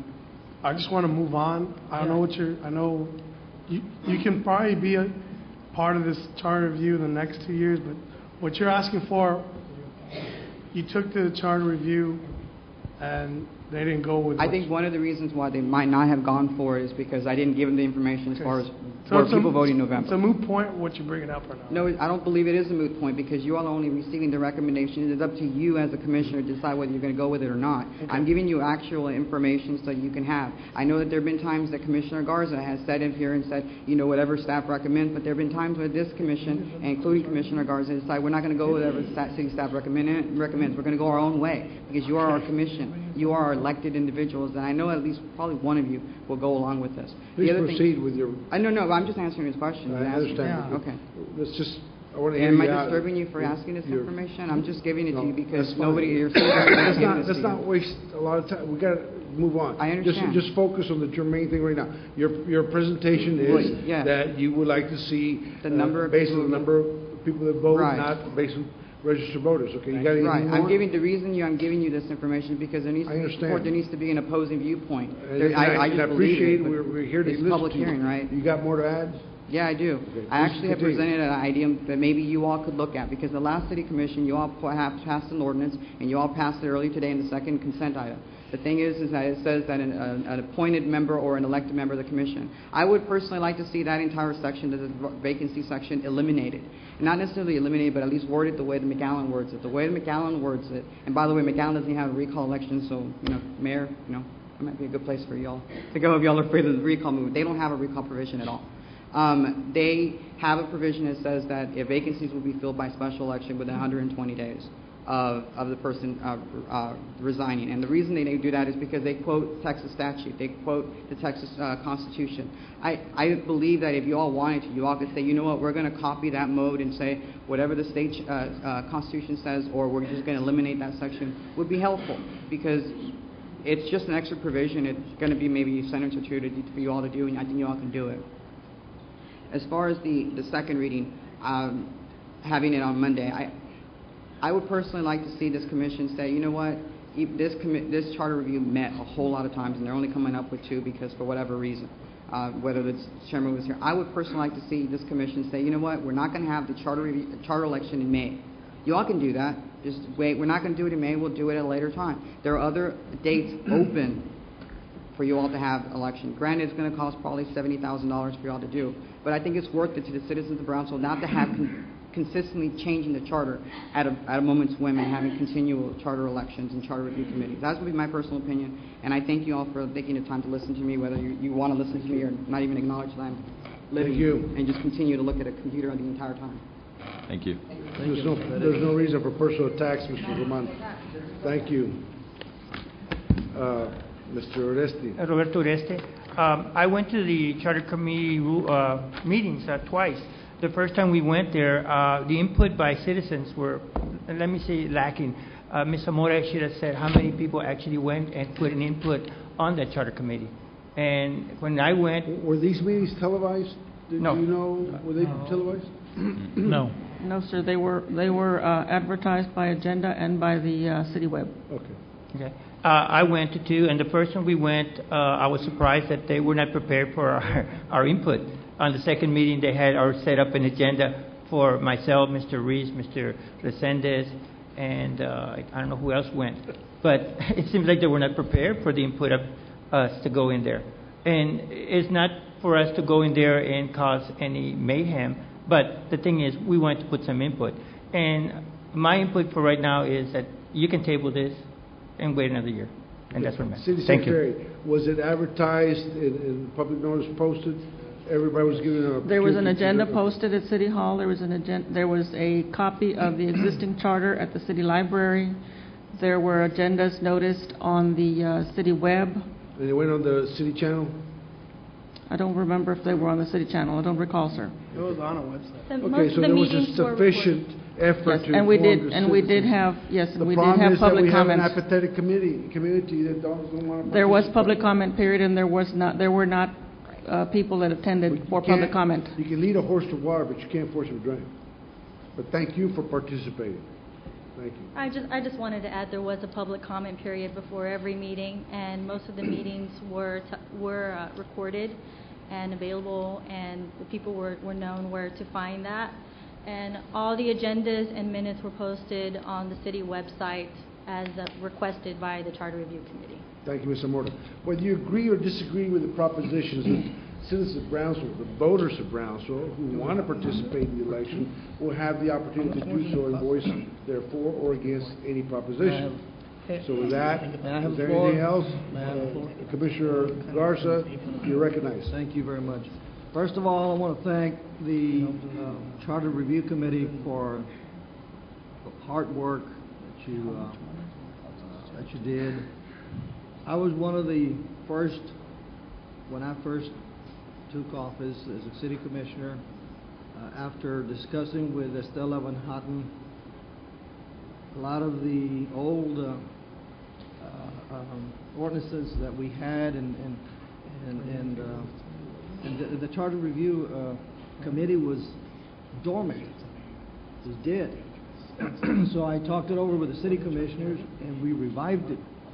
Am I correct? Yes, Mrs. that's Van correct. Houten? Yes, So that's correct. I'm very happy for all the work that you did, Norma, and all the others that participated. Thank you very much. I am disappointed, though, that we only have 2 propositions. 2. But you can put more, Commissioner. This body can put more. Yeah, I have a question. I'm not done, please. If you know, and I respect boards, and yes, I have at one time or another gone against the recommendations of staff. But in this instance, I'll go with the 10% requested or recommended by the Charter Review Committee on the recall petition, and on the PUB, the item E, section E, removal of board member.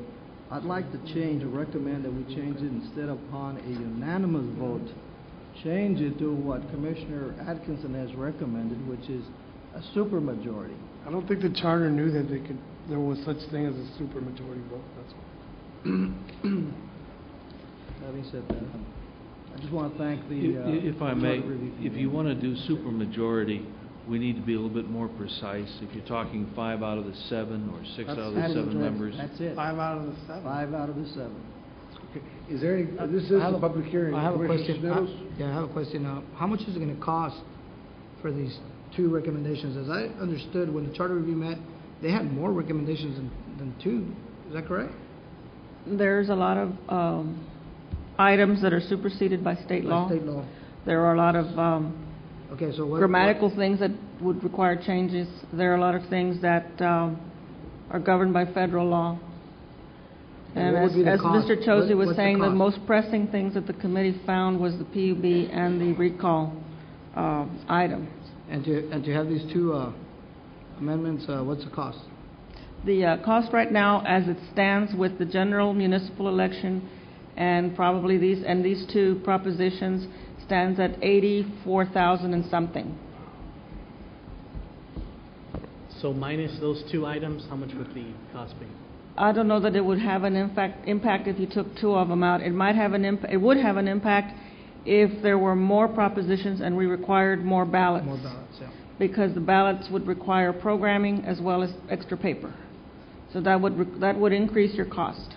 So Right now, in we this, should If be- you can do in these this two, case, if they you all can fit do on these, one ballot. right, if you So can do it's these not two additional cost. propositions, we use one-page duplexed, because the PUB, item is fairly long, and we want people to understand what it is that is being proposed.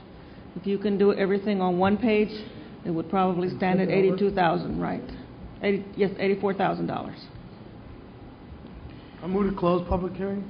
We have a motion to close. Second. We have a second. All in favor? Aye. All opposed? Motion carried. I'd like to make a motion to approve what was recommended by the Charter Review Committee. The only thing I would change is amend issue 2 to make it a supermajority instead of a unanimous vote, which is a 5. 5 out of 7. 5 out of 7. And if you only have 5 individuals that attend the meeting, what would be the All vote? 5 have to be unanimous. No, if you're saying 5 out of 7, there's got to be, Right, well, that's what I'm saying. If Five you only have people 5 pre- members that show up but to the if 5 commission people meeting. are present, All Mr. 5 have Chesney. to, all 5 have it to. requires the assembly of all present. All present. Okay. What we can do is, we'll work that out, so that it requires. I just want to be clear on It that. requires 5 votes of the city commission. Okay. To remove a PUB board member. We'll work that out. We have a motion and a second. All in favor? Aye. All opposed? Motion carries. And we'll be revising the existing ordinance that we prepared so that it reflects these changes before you all sign it. Thank you. Monday. The next item? And we do have the We do have a meeting meeting Monday. on Monday for doing a second and final on this particular ordinance, okay? What day is Monday? What day? The 9th. We have a, next item, please. Item number 9, public hearing and action on first reading of ordinance number 235-2009-001 to rezone from dwelling G to general retail G for .4643 acres out of Lot 1, Block 1, Section 1 of Camino Real subdivision located near US 281 and Avenida Imperial.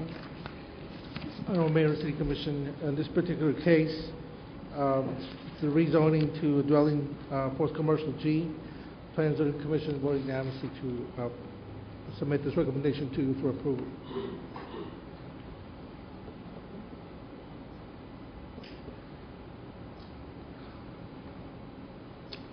Here's the location of it. This US 281, the railroad, and then Boca Chica. There is already used to be a old fruit stand that's still there. It's grandfathered in. So, but in this case, the selling the property and the financing needs for it to be properly zoned. Staff recommends approval of this application. This is a public hearing. Anybody opposed? Move to close public hearing. We have a motion to close the public hearing by Commissioner Atkinson and second by Commissioner Longoria.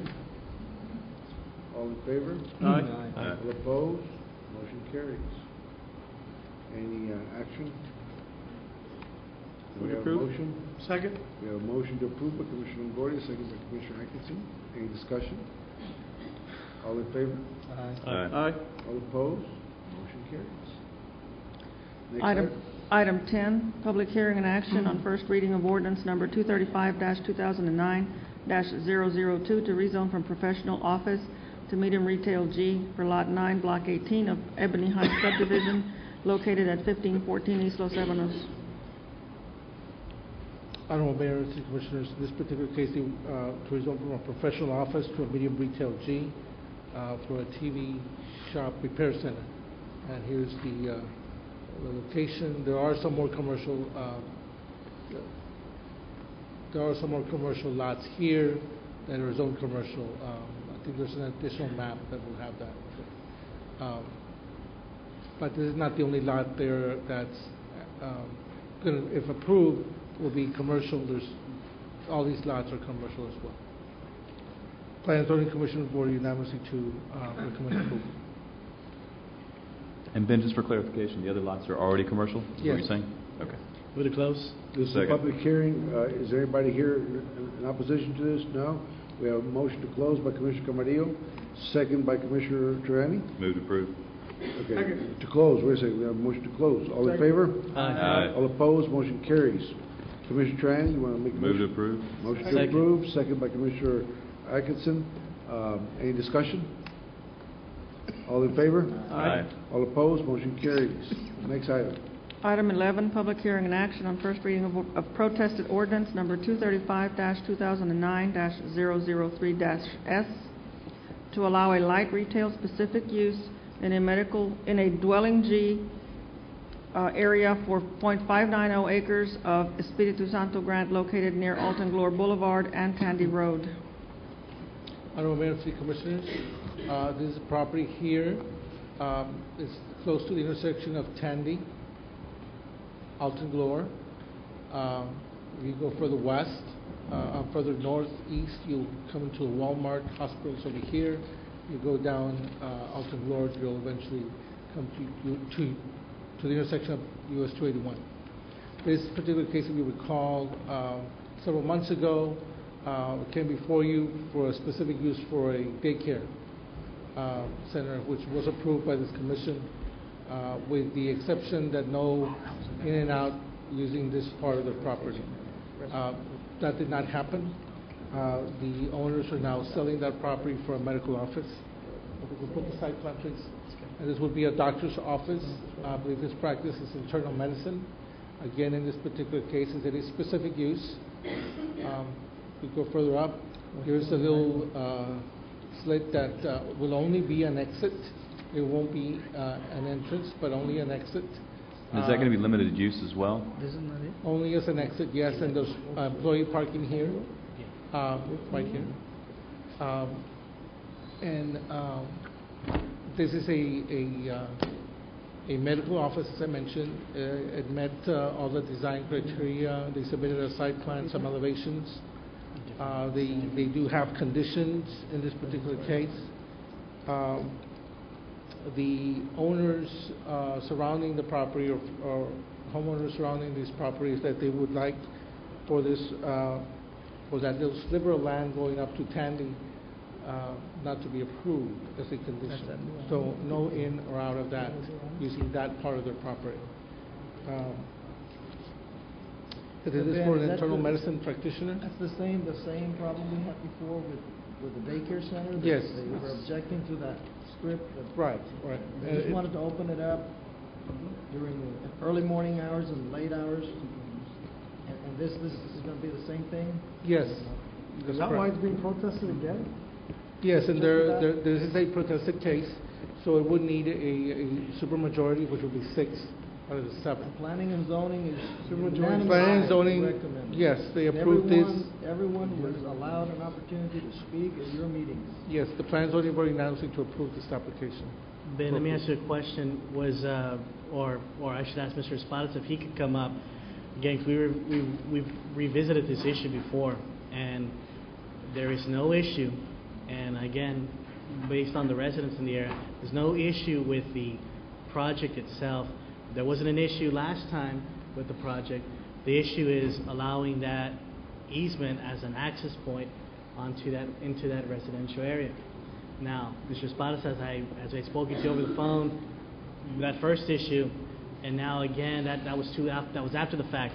Would you recommend your traffic department director? Would you recommend that area being allowed access to that Tandy Road the way it currently is? Well, as far as my knowledge, that Tandy Road is not going to be improved for a while, as far as I know. The exit there, it's a doctor's office. You have less traffic than a daycare. A daycare, you would have a lot more traffic going through there. Doctor's office, you have less traffic. By all means, you can't compare a doctor's office with daycare. The driveway will be open toward Tandy Road, that road that ends up going towards Lakeway and towards the traffic signal there. If the doctor or whoever sells that dwelling, another business, and the driveway is open, you don't know who could sell or come in and have the driveway exit. But once it's open, it's open. To close, it'll be quite hard to do that. So someday, if they ever sell it, that driveway, more traffic flow, it might create more flow. But do you currently recommend what they want to do? Do you recommend them doing that? It's it's a touch and go situation. It's a driveway that is it's not a daycare, like I said, and it's I recommend that driveway will not be open due to the road, the condition of the road. But you can't guarantee that, Robert, because I've seen this happen. My daughter lives in Forest North, and she bought there thinking that her street there behind Denny's, which the plans and specification first were approved, there was no curb cuts to allow exit on that street there where the condos are. And now that Denny's came in, somehow they got a permit to do the curb cuts, and now the traffic is in the neighborhood where before it was not. It isn't recommended. The danger here is that we approve this here, and somewhere along the line, I don't think it even requires it coming before this body.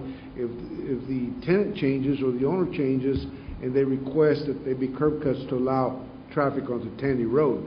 Anytime, Mayor, anytime that you have commercial buildings behind a residential area, and you open up on a residential area, it's not recommended.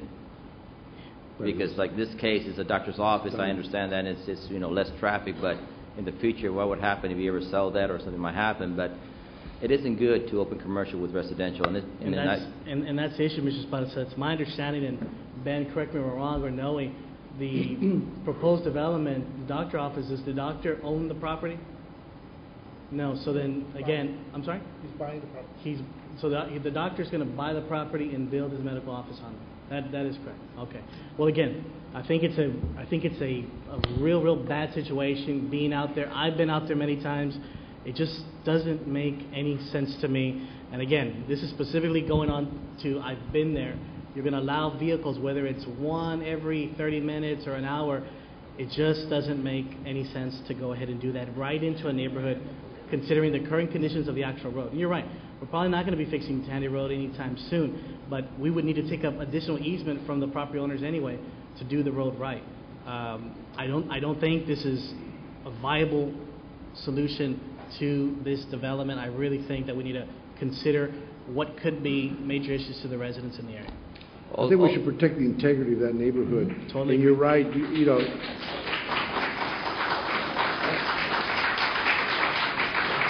I think we should protect the integrity of the neighborhood, and there is a very strong possibility they could come back and open it up like I saw in Forest North. You don't recommend that commercial be mixed with residential. Of course not. And it's happening right there on Forest North, where the residential is now being impacted by the commercial growth facing 1847 with curb cuts that allows traffic flow into the residential neighborhood.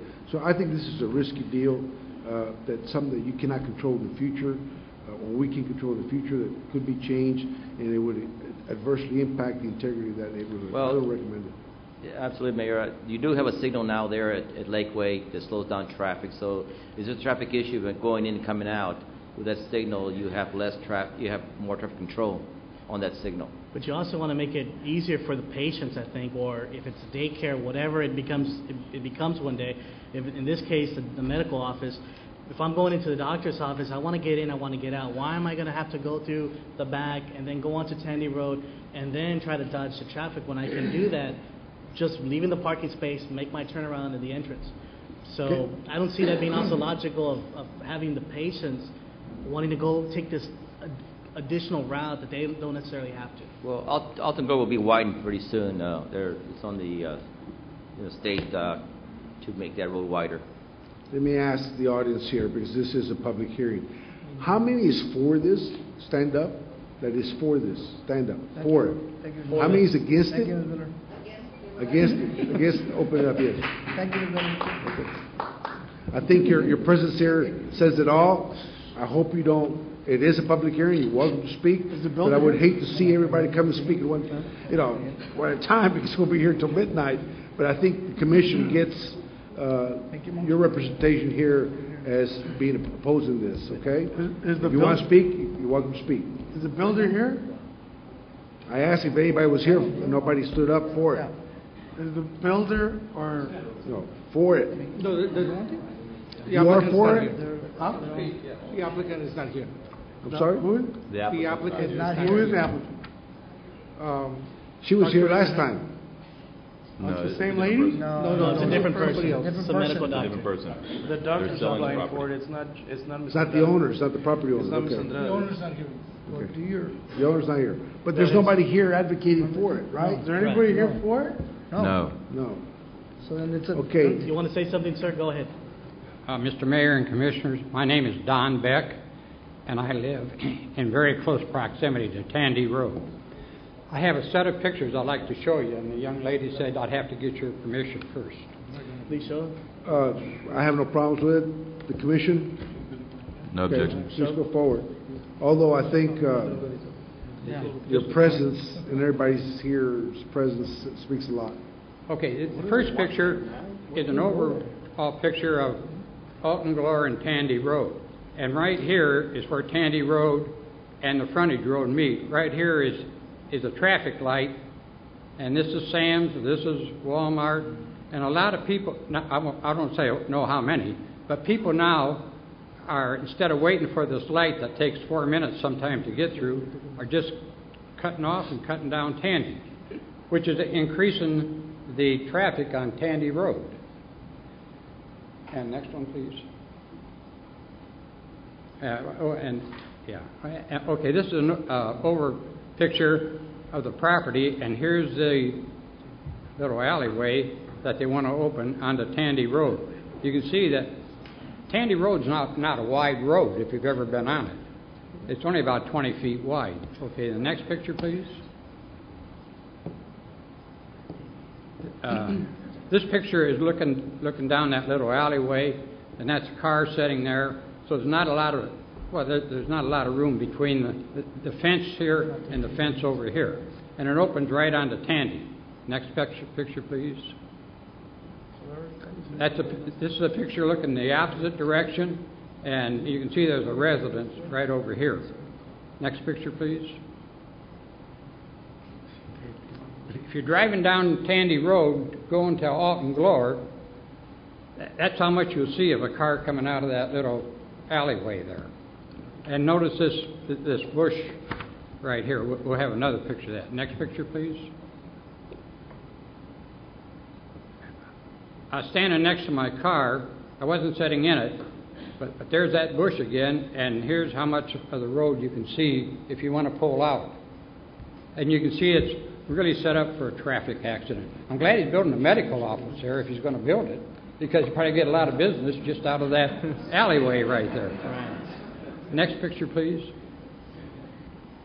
And this is looking the other way, down Tandy towards Alton Glore, and this tree hasn't started to leaf out yet.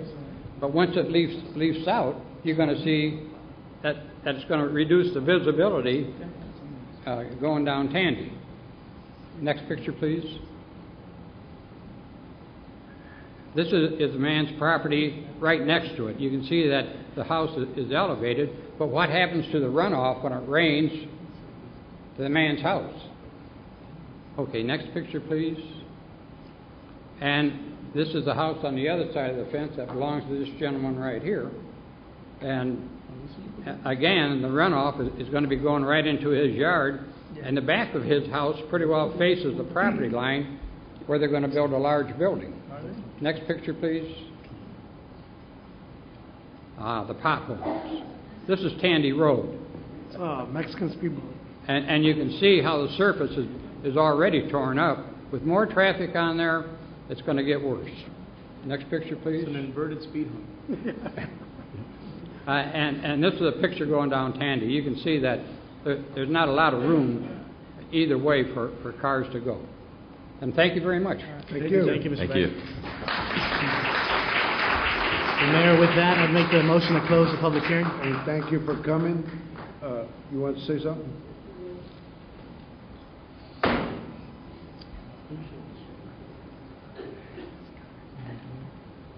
Mayor, Commissioners, my name is Roberto Ruiz. I'll be short. I just have 2 points to make. This is just a picture of the 20-foot road that we have on Tandy Road. I looked up and researched the minimum road size from the engineering department, and it's 32 feet. So we have much less in width than what the city really needs to have in that area. It really is considered really an alley. That is one point that I need to make. The other thing is I want to make sure that the items of restrictions, Ben, are those going to be attached to this property, all of them? So these are the same ones we They're in the packet. Okay. And then lastly, I just want to make sure that you do consider that we really don't want to have Candy Road as a service to Alton Glory. We applaud the gentleman's project. You know, we went through and we sat down with him. He went through several changes on the facade and the on the property, and so that in itself, you know, proves that he's going to, you know, do pretty good. But we're not wanting to have the entrance back to Candy Road. That's our only opposition. Thank you. Thank you, Mr. Reese, and thank you, everybody, for coming. Actually, I've got a couple questions. I think, Got the floor? Can I have the floor before you shut it down? Sure. Yes, Mr. Johnny. Y'all have come back here at least twice on this issue, and I'm sure the whole Tandy Road issue has come up before. Have the property owners ever considered making an offer for that strip? I spoke to the doctor yesterday. I asked him if he was considered to having, you know, a sale to the adjacent owner. At first he said possibly, but then on the second phone call that I had to him, he said definitely not.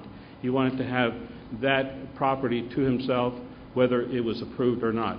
The price of land, he paid about $160,000 for that property, so it's roughly going between $5.50 and $6 a square foot. It turned out to be about $20,000 if you change the area. But he did at first say yes, and then he said no. Okay, thank you. Okay. Young lady, you want to say something? Please state your name for Yes, the my record. name is Judy King.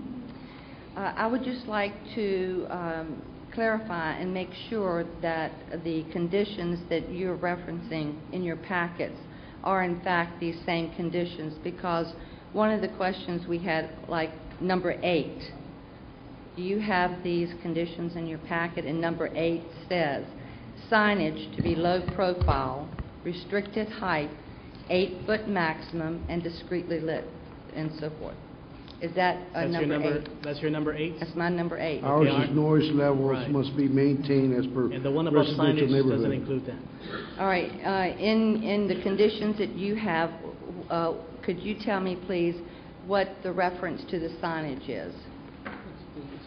It says no neon or flashing lights, vulgar imagery. Okay, so I guess my question is on number 7. Signage will comply in your packet, it says. Now, these are the recommendations that were, I think, made by the P&Z commissioners. Is that correct? Is that correct? Well, these conditions are part of our protest, and that is that we are opposed to city ordinance sign, which would allow up to a 24-foot sign. And always before, it was to be low profile, and so these recommendations are not correct. Is that correct? That they want a low profile sign, and the previous restrictions were for like, this one is 8 feet. So I wanted to make sure that the conditions that are going to be attached are in fact the correct ones. Okay. So the only issue is the sign then, 12 to 14 feet sign. 8. 8, I'm sorry. 8. No, here it said, no, parking lot lights are to be a maximum of 12 to 14 feet. Yeah, that's correct. But signage is to be low profile, restricted to 8 feet maximum. 7 and 14. 7 and 14. I know, but 7, in other words, Will comply with city ordinance. pardon? What it says is that. Right, signage but will that's comply. not what the residents were asking for. These are the recommendations that the P&Z commissioners submitted based, and this was not what the residents were asking for. This is what the P&Z, and so we are not in agreement with what the P&Z recommended, because the residents have always asked for a low profile But if sign. this is rejected, it's a moot issue. I'm sorry. If this application is rejected, this is a moot issue. Well, if you reject the entire application, yes, it is moot. But if you... Yeah, I think that's where we're headed. Are you No, I don't think we going- want to reject it. I think we should allow want to modify the business to go in there, but we want to reject the access. And I'll amend the item number 7 to read that the maximum height of the sign should be 8 feet. All right. Oh, then that would take care of that issue. All right, and on number 14, how does yours read? Okay. I still Are you have an saying- issue on this. Okay, make note of the recommendation, okay? Now you said. Maximum entrance to Tandy Road. 8 feet for the sign, and No entrance. To Tandy Road. no entrance Commissioner? or exit to Tandy Road. And, Well, that would be, number 14 would be stricken from the item. but to be included is that no entrance or exit onto Correct. Tandy Road. Excuse me, because they're finish. conflicting here.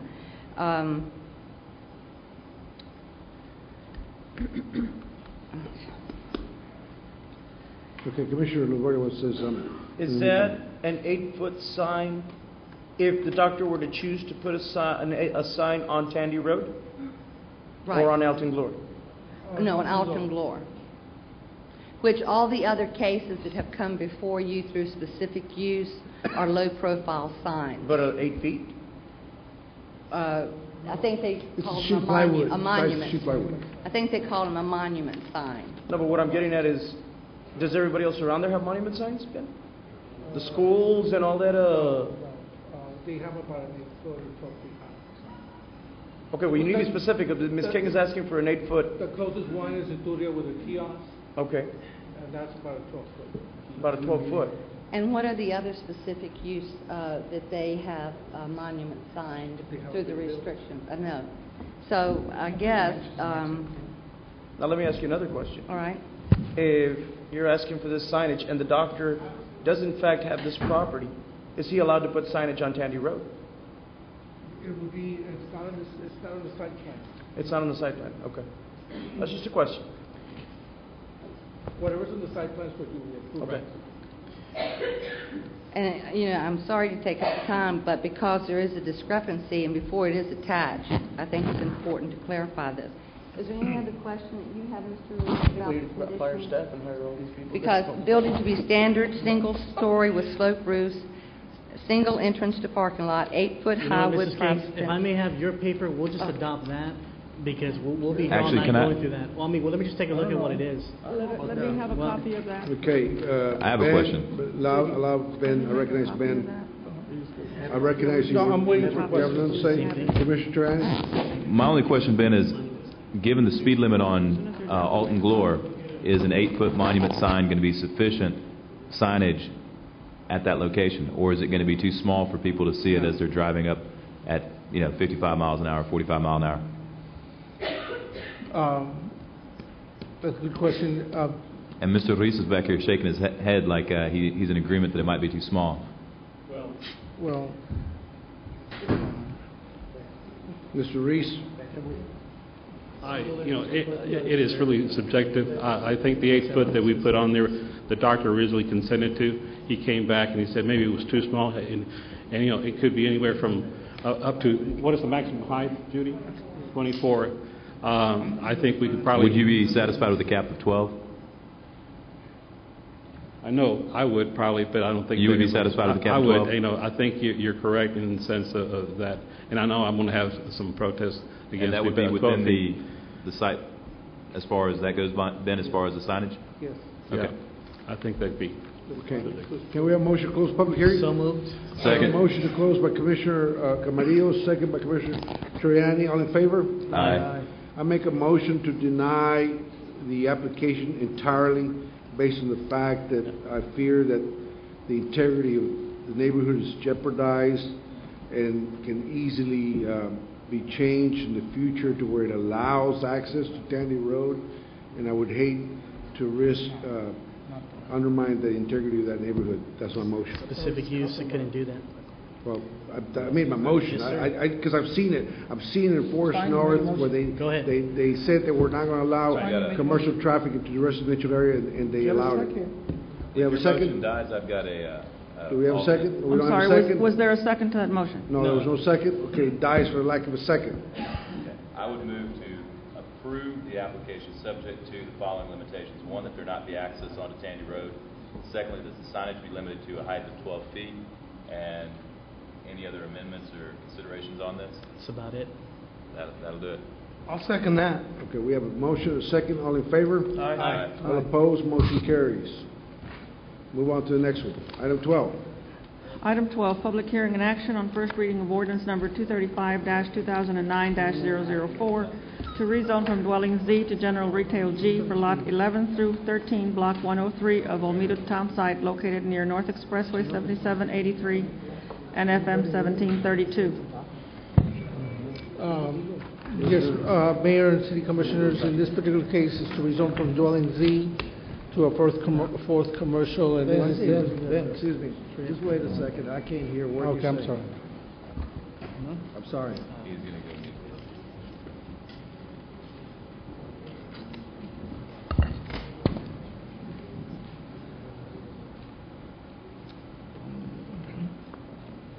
Did you make a note, Stella, that the mayor walked out Yes. at this time? I don't know, Mayor Pro Tem. Let me continue. Basically, in this particular case, this is the area shaded in red here. I'm sorry.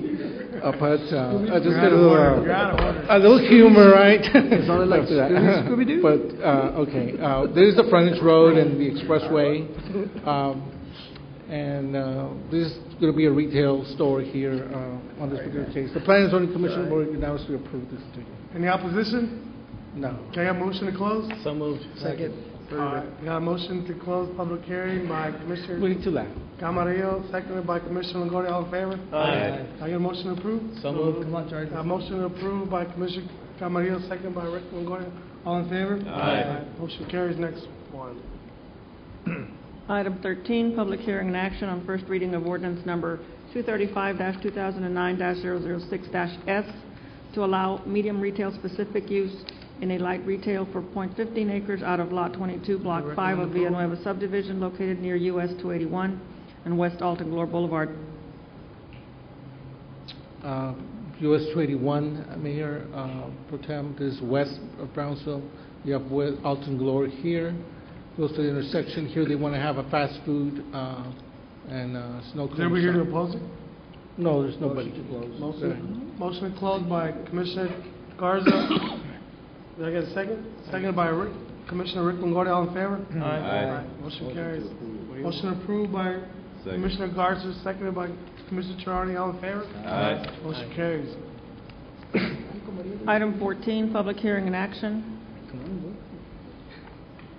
on first reading of ordinance number 235-2009-0901 to consider the rezoning of lots 1 through 6, 13 through 21 and 24, northeast 33 feet of lot 11, lot 12, northeast 53 feet of lot 10, southwest 47 feet of lot 11, northeast 73 feet of lot 9, southwest 27 feet of lot 10, lot 8 and lot 57, and 57 feet of lot 9, west 1/2 of lot 26, lot 27, 25, east 1/2 of lot 26 in block 5 of Rio Viejo subdivision from apartment H to dwelling H. Mayor Pro Tem, the next group of cases is just, we're correcting our zoning map. As you can see, we had some green area underneath the red here. So we're kind of changing the map to what's actually on the ground. So we're in some cases down zoning. Oh, okay. So we can go very fast. Motion to close public hearing? Would you want me to read them all together or You wanna do all of them separately? at one No, time? through the city attorney, we read them. Sure. Separately or together? Okay. Got a motion to close So public moved. hearing by Commissioner Camarillo, seconded by Commissioner Carlos Cisneros. All in favor? Aye. Motion Move carries. Move approved. Move approved by Commissioner Camarillo, seconded by Commissioner Charlie. All in favor? Aye. Aye. Motion carries.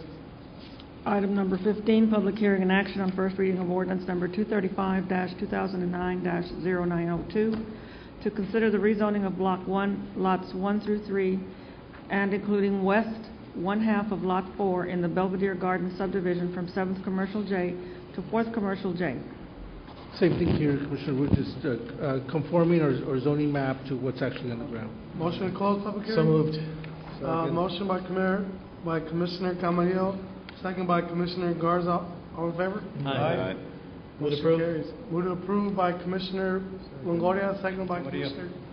Camarillo, seconded by Commissioner Garza. All in favor? Aye. Motion carries. Item 16, public hearing and action on first reading of ordinance number 235-2009-903 to consider the rezoning of the rear and front parts of lots 3 and 4 of Block 1 in the Los Ebanos subdivision from apartment H to dwelling H so that the zoning designation is consistent and appropriate with the actual land use. And here, Mayor Pro Tem. Motion to close? So moved. Motion to close public hearing by Commissioner Garza, second by Commissioner Cisneros. All in favor? Aye. Motion carries. Move to approve. Move to approve by Commissioner Cisneros, second by Commissioner Leo T. Garza. All in favor? Aye. Motion carries. Item 17, public hearing and action on first reading of ordinance number 235-2009-904 to consider the rezoning from 4th Commercial H to Apartment H for all of the Palm Beach condominiums legally referred to as Palm Beach Condominiums O Viejo Block 7, and including all units so that the zoning designation is consistent with the actual land use. Again, Mayor Pro Motion to Tem. close public hearing. Second. Second by Commissioner Camarillo. All in favor? Aye. Motion approved by Commissioner Leo T. Garza. Second. Seconded by Commissioner Camarillo. All in favor? Aye. Motion carries.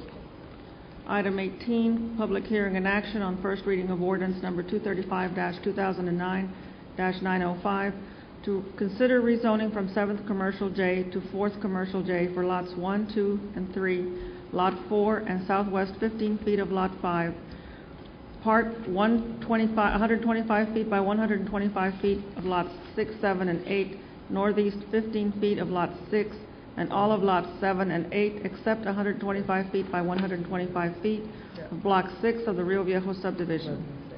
Again, Mayor Pro Tem, this is to correct our zoning map. Move to close. Move to close by Commissioner Camarillo, seconded by Commissioner Leo T. Garza. All in favor? Aye. Motion carries. Move approved. Motion approved by Commissioner Terriani, second by Commissioner Leo T. Garza. All in favor? Aye. Motion carries.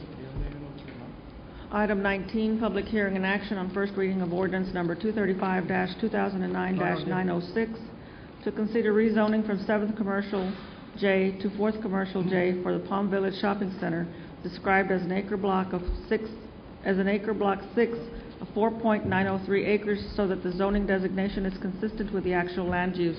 Motion to close public hearing. Motion to close public Second. hearing by Commissioner Leo T. Garza, seconded by Commissioner Terriani. All in favor? Aye. Motion carries. Approved. Motion Second. approved by Rick Longoria, seconded by Commissioner Terriani. All in favor? Aye. Motion carries. Go ahead. Thank you. Next item? Item 20, public hearing and action on first reading of ordinance number 235-2009-907 to rezone from 7th Commercial J to 4th Commercial J for the south 50 feet of Lot 6 in Block 133, the south 50 feet of Lot 5 in Block 133, Lot 4, and the front 70 feet of Lots 5 and 7 in Block 133 of Brownsville Original Town Site. Mayor and City Commissioners, in this case, we're correcting our zoning map, down zoning to a 4th Commercial. Move to close. Second.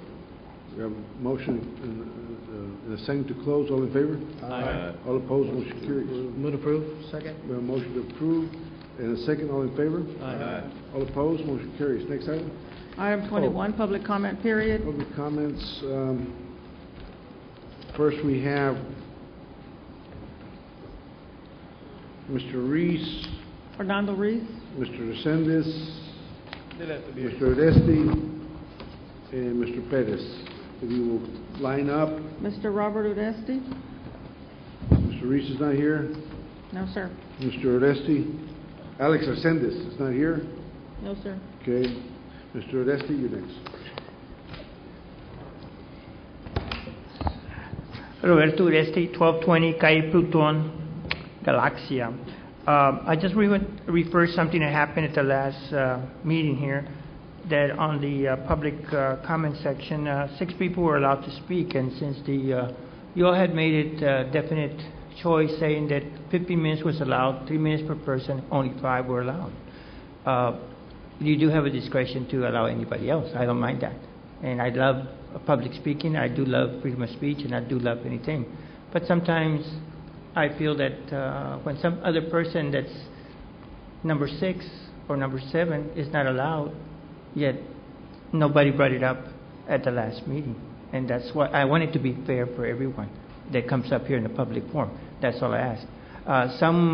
One of you all did bring it up and finally did something. But we need to have a parliamentarian that will bring this issue up. And I don't know who is the parliamentarian here. I don't know if it's our attorney or the city secretary. So somebody has to be the parliamentarian to direct that kind of issues that we have to do. And another thing is about the Riverbend question that comes up to my mind. Riverbend, and not Riverbend, but we're talking about a lot of the areas that were annexed by the city of Brownsville. Many individuals are not very happy because of higher taxes, and what is the city providing? We need to understand that sometimes we can tell them we can provide something good for them. But if they don't want to be part of the city of Brownsville, like Riverbend, then as a city commission, we need to say, well, if you don't want to be part of us, okay, we'll let you go. But the city has planned too far ahead. And it's none of you, I don't think any of you are at fault at this, because this was done in 2002, unless some of you were on that committee or the commission. But the thing is, you started land grabbing, like I said, to get extra tax money to go into the general funds. And what happened is we went too far ahead in the future by building other things that sometimes we do need and sometimes we don't need.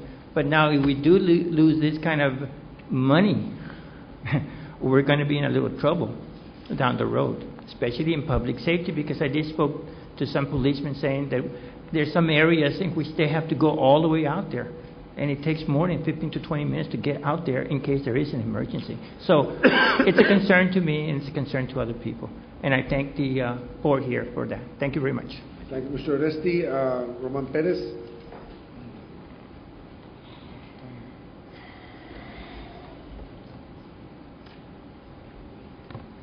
Been a long night, I know. Commissioner, thank you very much for looking at me. I was already prepared to get mad at you. Please don't address any commissioner and just I focus. understand. I didn't address him by name. So can I address the mayor as a whole since he's the Address chairman the of body, commission? please. Okay, No appreciate it. personal. My biggest concern here is I've been here, this will be my 5th meeting, and I know that a couple of y'all are probably upset at me for coming up here to ask you for this. Put the mic closer to you.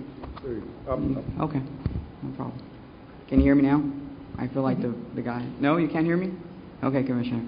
I've been coming up here because I would like to have this commission. It only takes 2 members of this commission to put an item on the agenda.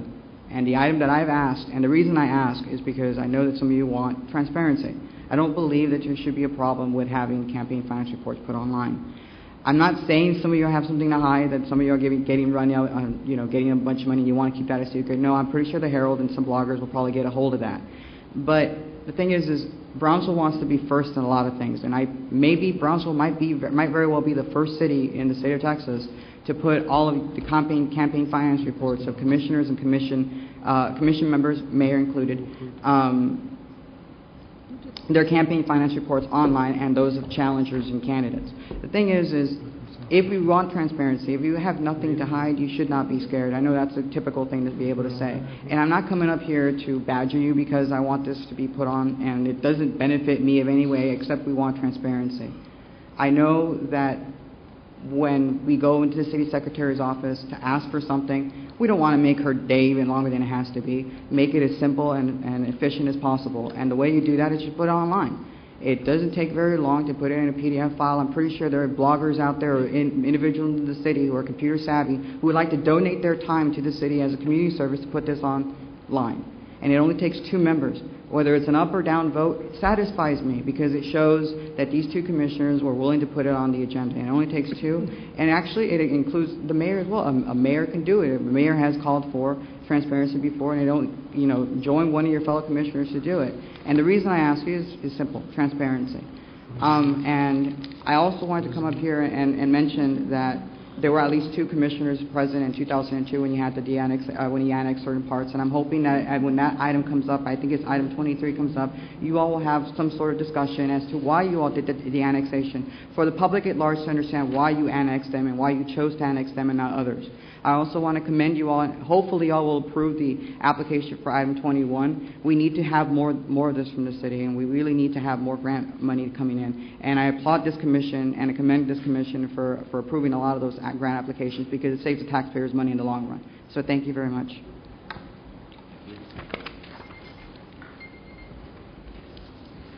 Next item. Item 22, consideration and action on resolution number 2009-015 to authorize the submittal of a criminal justice grant application for funding under the Juvenile Justice and Delinquency Program Act program for fiscal year 2010.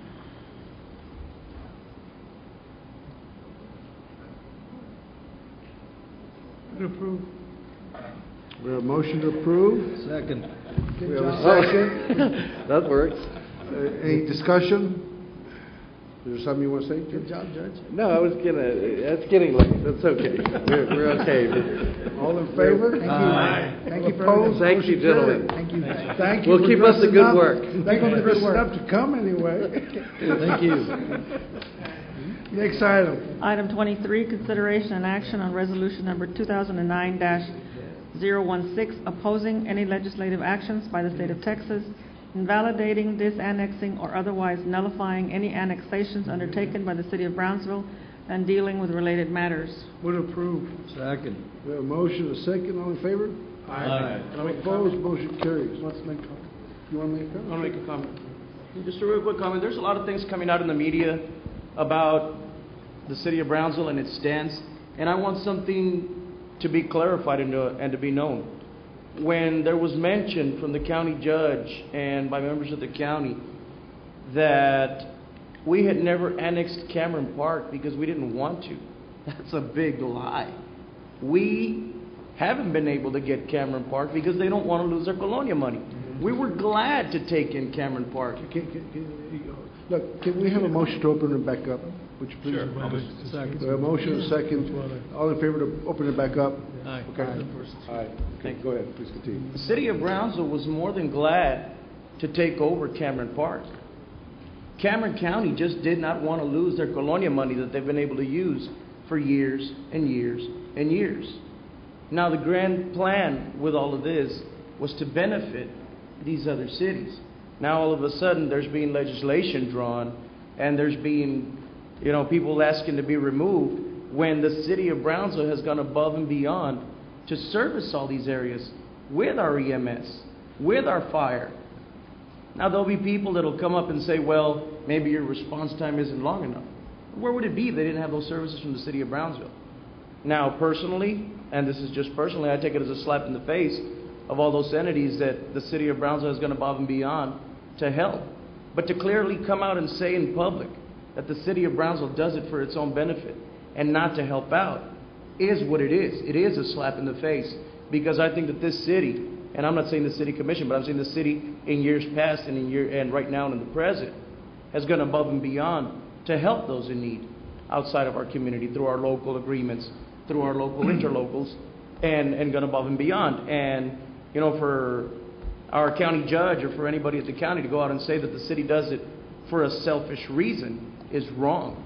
And that's why we oppose, because the city of Brownsville's grand plan has been to help these communities, not to hurt them.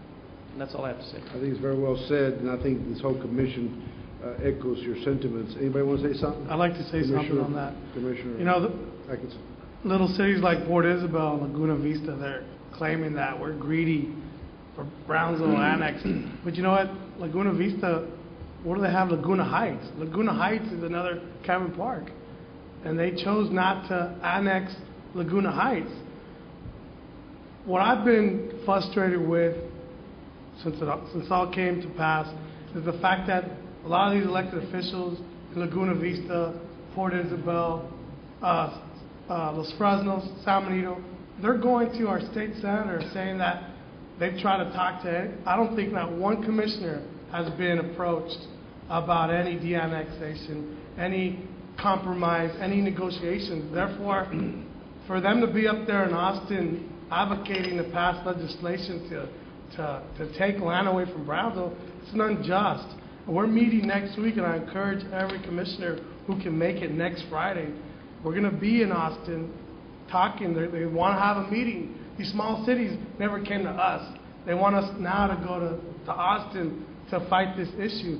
Well, I say let's do it, because I'll be the first one to say I've never been approached by any small city asking to be de-annexed or any complaints from anybody that we weren't providing good service from. So it is a slap in the face, and I am offended that these small cities would do this. And some of my questions have been, are they trying just to take land from Brownsville? Because San Benito annexed and annexed all the way to the Rio Grande River or to the water, and they're not being held accountable for their strip annexation. If you talk to a lot of these city planners and city managers, we're all rushing to see who was going to annex, and we did it.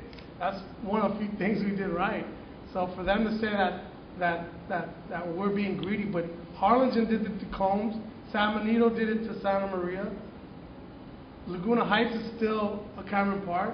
I mean, where is this all going? We don't know. I think the law's on our side, and I think we need to stay united on this to oppose any type of de-annexing, because our future's up there too, where they might put the bridge to go, if they're going to put another causeway, that might be going right through Brownsville's ETJ. What would that mean to the city of Brownsville, our future economic development up there?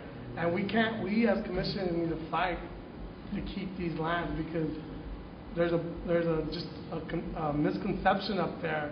I would urge people to contact their state rep and their House of Representative state rep, Eddie Lucio III, Eddie Lucio Jr., and let them know how Brownsville feels, because up to this point, nobody knows how Brownsville feels till today by some of us commissioners, and hopefully by some of you in Brownsville that feel like that it's just they're not being just in the way they're doing it. There hasn't been any negotiations between our city manager or our city planning and zoning guy, Ben Medina. They've been talked to, but they haven't been brought to the table for any type of negotiation. So I think we should definitely oppose this and ask for more reasons on why they want it. If I may, currently the way the law sits, we have legally annexed this property. The only way that would change is for legislation to change, and that's exactly what these small communities are doing. But they're going to have to change provisions of the Texas Constitution, and they're going to have to get other communities to agree to this type of change. And if we look at Houston, if we look at the other major metropolitan areas, this is exactly the process that they went through 20, 30 years ago, and it has regularly been upheld. And for this legislation to go through in the manner that it's being considered would impact not just our community, but many other communities that are growing and vital, such as McAllen and other areas. And I would recommend that we try to get with some of these other communities and show our concern and let them know what kind of impact this type of legislation that's being proposed would have on their areas as well. I think that all of us understand the potential impact of a second causeway, and that causeway being on Brownsville territory and for our economic development in this area. And I think that is why we were so quick to approve this resolution. And I think all of us are unanimous in at least this decision. Mayor, I certainly concur with the commissioners, and I agree 100% on the comments. That's all. Thank you. Support Commissioner Sines? Yeah, for the record, to reiterate kind of what Commissioner Longoria said, I'm the administrative assistant for Commissioner Wood, and we would be doing them a disservice. No, we would be doing a disservice to Cameron Park if we were to take them over to annex them, because they qualify for so many Colonia assistance grants currently right now, and that's why their infrastructure, we've been able to put in curb and gutter, we've been able to fix the streets, we've been able to change the infrastructure, the piping for those areas, because they qualify. If the city were to take them over and annex them, they would lose all that. So we're actually doing it in their favor by not taking them over. I just want to make a comment. It's I agree with what everyone has stated before, and it goes back to River Bend. The way River Bend was annexed, when I first learned about it and did that research, I didn't think that was the right way to do that. A lot of it had to do with state law, and so it put the residents in that area that come every so often a year to reside there. Well, the way this was done was kind of just, well, by the way, did you all know that there's legislation to do the following? And it was kind of after the fact, even being in Austin for Brownsville Day, that we heard of such activities. I don't think that's necessarily the right direction when trying to propose something that would really, really change a community's way of life. And I would strongly urge that never, ever happen again, because I think that in order to get things done and abide by state law, we need to work together. You know, we need to work with Victoria Heights and all the other surrounding communities that feel that they have an interest. Well, City of Brownsville has an interest too. And I think if we start working together and start communicating more, as opposed to doing things behind communities' backs when it shouldn't be that way, I think we'll get a lot done. And I think the same goes for River Bend. Well said. Okay, let me, I was not going to say anything, but since it was opened up, this is a very complex political issue. I attended the Cameron County public hearing on this issue, and as soon as I saw that it became an issue, I contacted the city attorney and gave him instructions to write a letter to send to legislators. Unfortunately, never got to it, so I emailed the objections on behalf of the city against this proposal to legislators in Austin. And they're based on the following. Brownsville reached agreements with other municipalities in its annexation. Brownsville, San Benito, and Harlingen agreed that Brownsville would not annex west of a certain line, which only left us the ability to annex east of that line. To come back and redo the agreement, it's lost opportunities that Brownsville entered into by reaching an agreement that can't be retroactive and we can correct and annex west. And I think that would be unfair and unjust.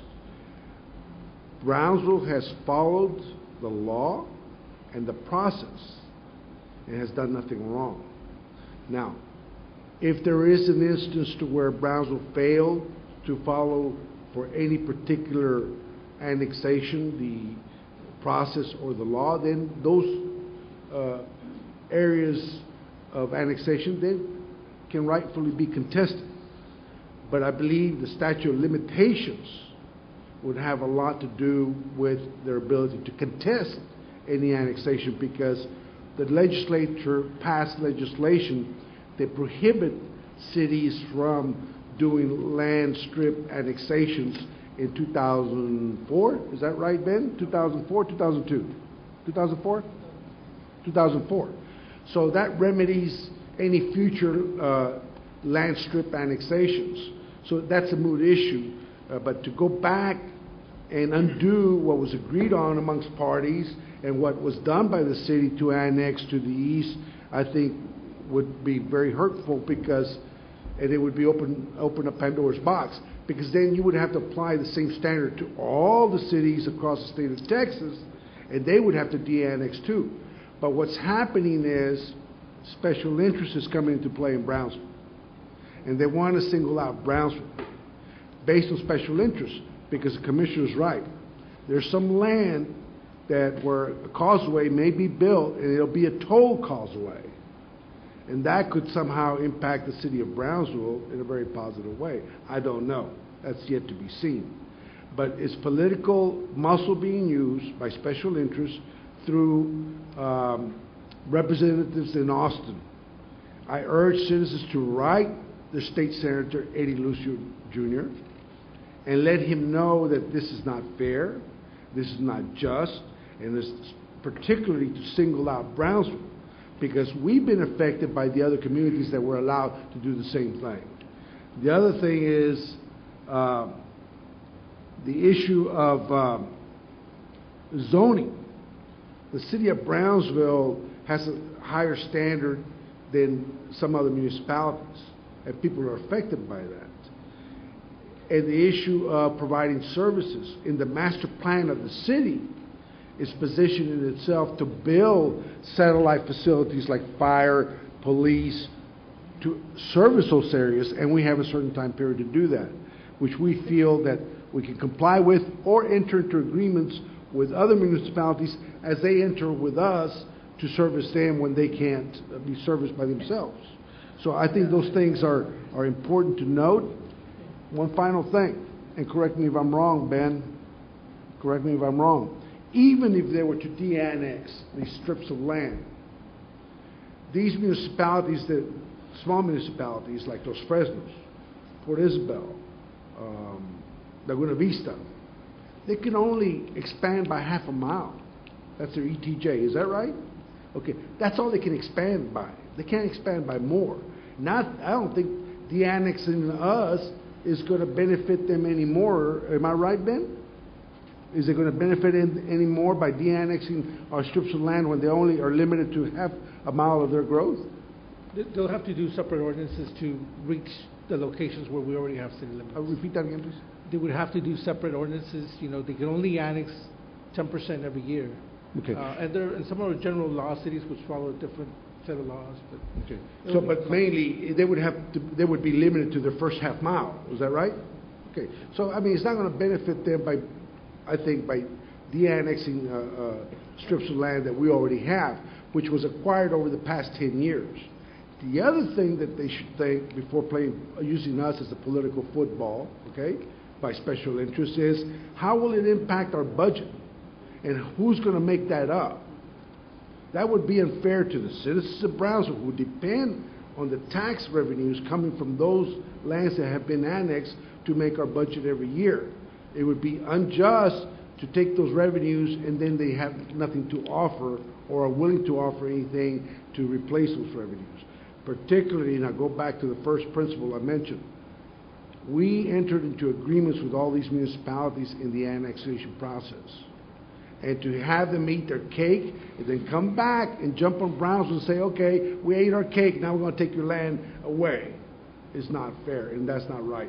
Special interests should hear from all the citizens of Brownsville, not only through this commission, but from you directly. Right State Senator Eddie Lucio Jr., who's the one pushing this, okay? For whatever reason. I'm not here to, on a personal thing, but I think in the interest of Brownsville, I think he needs to hear from us as his constituents that we are opposing this and to take under serious advisement and consideration those points that I had just laid out and any other points that were made here tonight, and to represent our interests too at the table, because we want what's fair and just.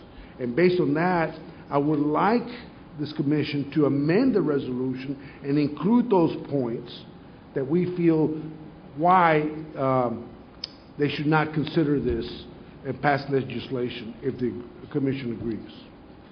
Which you should be familiar with these points, Ben. Statute of limitations. Did you draft it in the letter? Loss of revenue.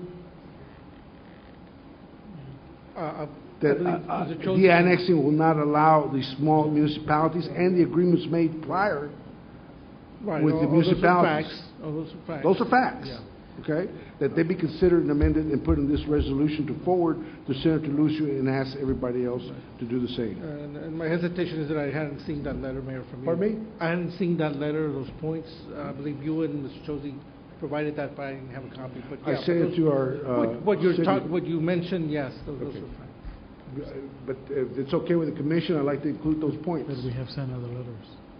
Can I have a I don't have a motion problem with that. to amend the resolution to those points? I don't have a problem with that, man. Okay. We have a motion by Commissioner Leo Garza, second by me. All in favor? Aye. Aye. All opposed? Let it be known this commission is united in this effort. Who opposed? And we oppose. Who opposed? I did, I said nay. Oh, you say nay? Okay.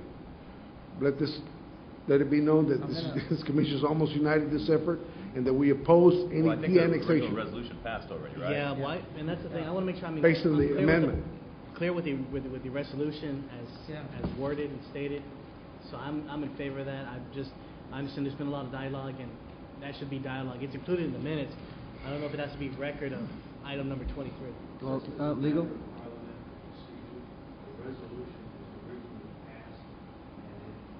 It hasn't been reopened up or anything. We So started. I thought we opened it up again for Just for discussion. discussion. For discussion. Okay, can discussion. we then amend it? We cannot amend the resolution? You've already passed it. What you have to do now is to have a motion by someone who opposed the original motion to reconsider it. Nobody opposed it, the Exactly. original motion. We can't do it. The resolution is done. We can send a letter or we can send I already correspondence. did that. Yeah. And we can continue But I that. think a resolution would speak stronger of this commission, elected body if we were, because those are valid legal points. But he's telling me Mayor, you can't.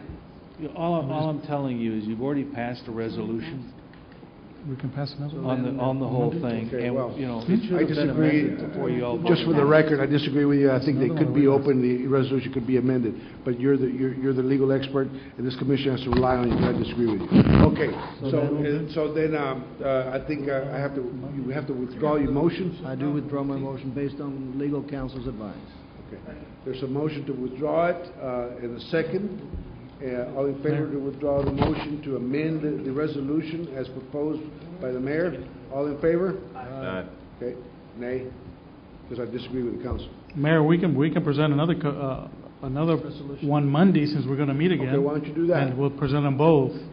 Because all of us, you said you've written a letter, so have we, and Ben just prepared another letter we just sent off to them, so if you want us to do another resolution, we can prepare another one Monday, we'll have two resolutions. Let's get a resolution put together, Ben, based on those points that we think we could stand on that are legal, okay?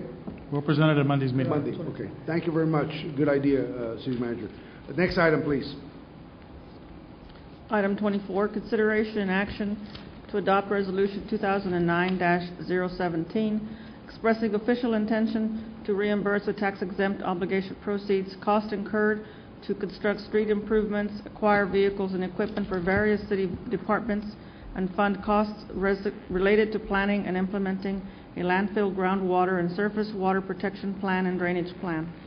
Honorable Mayor, members of the City Commission, this reimbursement resolution is authorizing us to borrow from the general fund for some capital and special project expenditures to be financed by the issuance of a certificates of obligation coming up this fiscal year.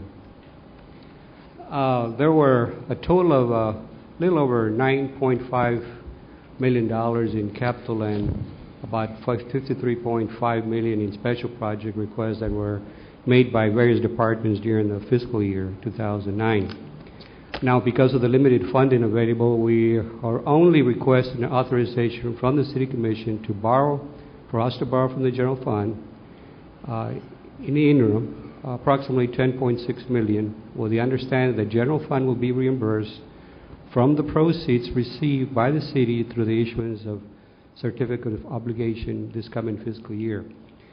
This resolution authorizes such action to finance the following expenditures listed in the next slide. What we wanted financed through this resolution or certificates of obligation is we want to put $6 million or request $6 million for street construction, police patrol vehicles.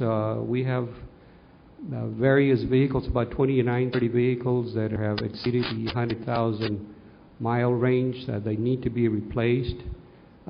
This would be around around 928,000. There's work to be done at the landfill, and that's 1.1 million. EMS requested 5 ambulances. We are only recommending 3 for 315,000. There were several street sweepers requested. We're recommending 1. Fire truck pumper, there was several of them. We recommend 1, which is 300,000. The computers for the library, some of those computers at the library they're having problems with them. They need to be replaced. We're going with 140,000. Traffic control devices, 100,000. Traffic bucket lift truck, 6,000. Then we have various equipment for various departments, 500, and public works equipment for 500,000. You notice that the term of this particular expenditures run from 20 to 5 years, the majority being 5 years.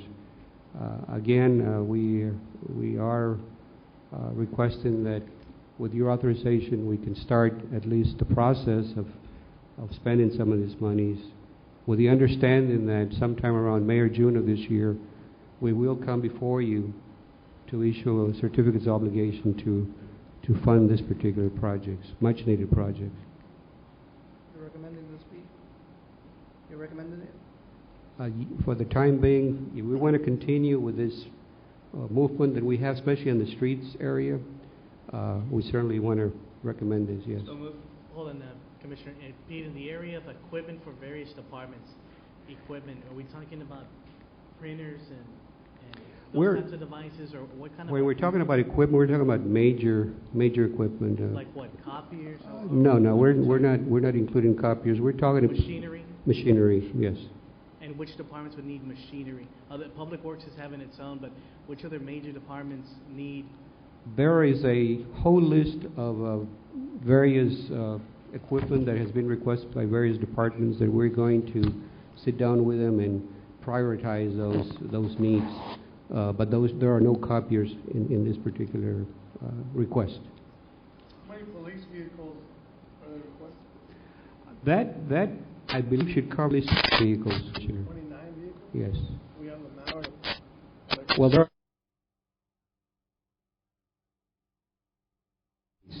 All of these are replacement vehicles.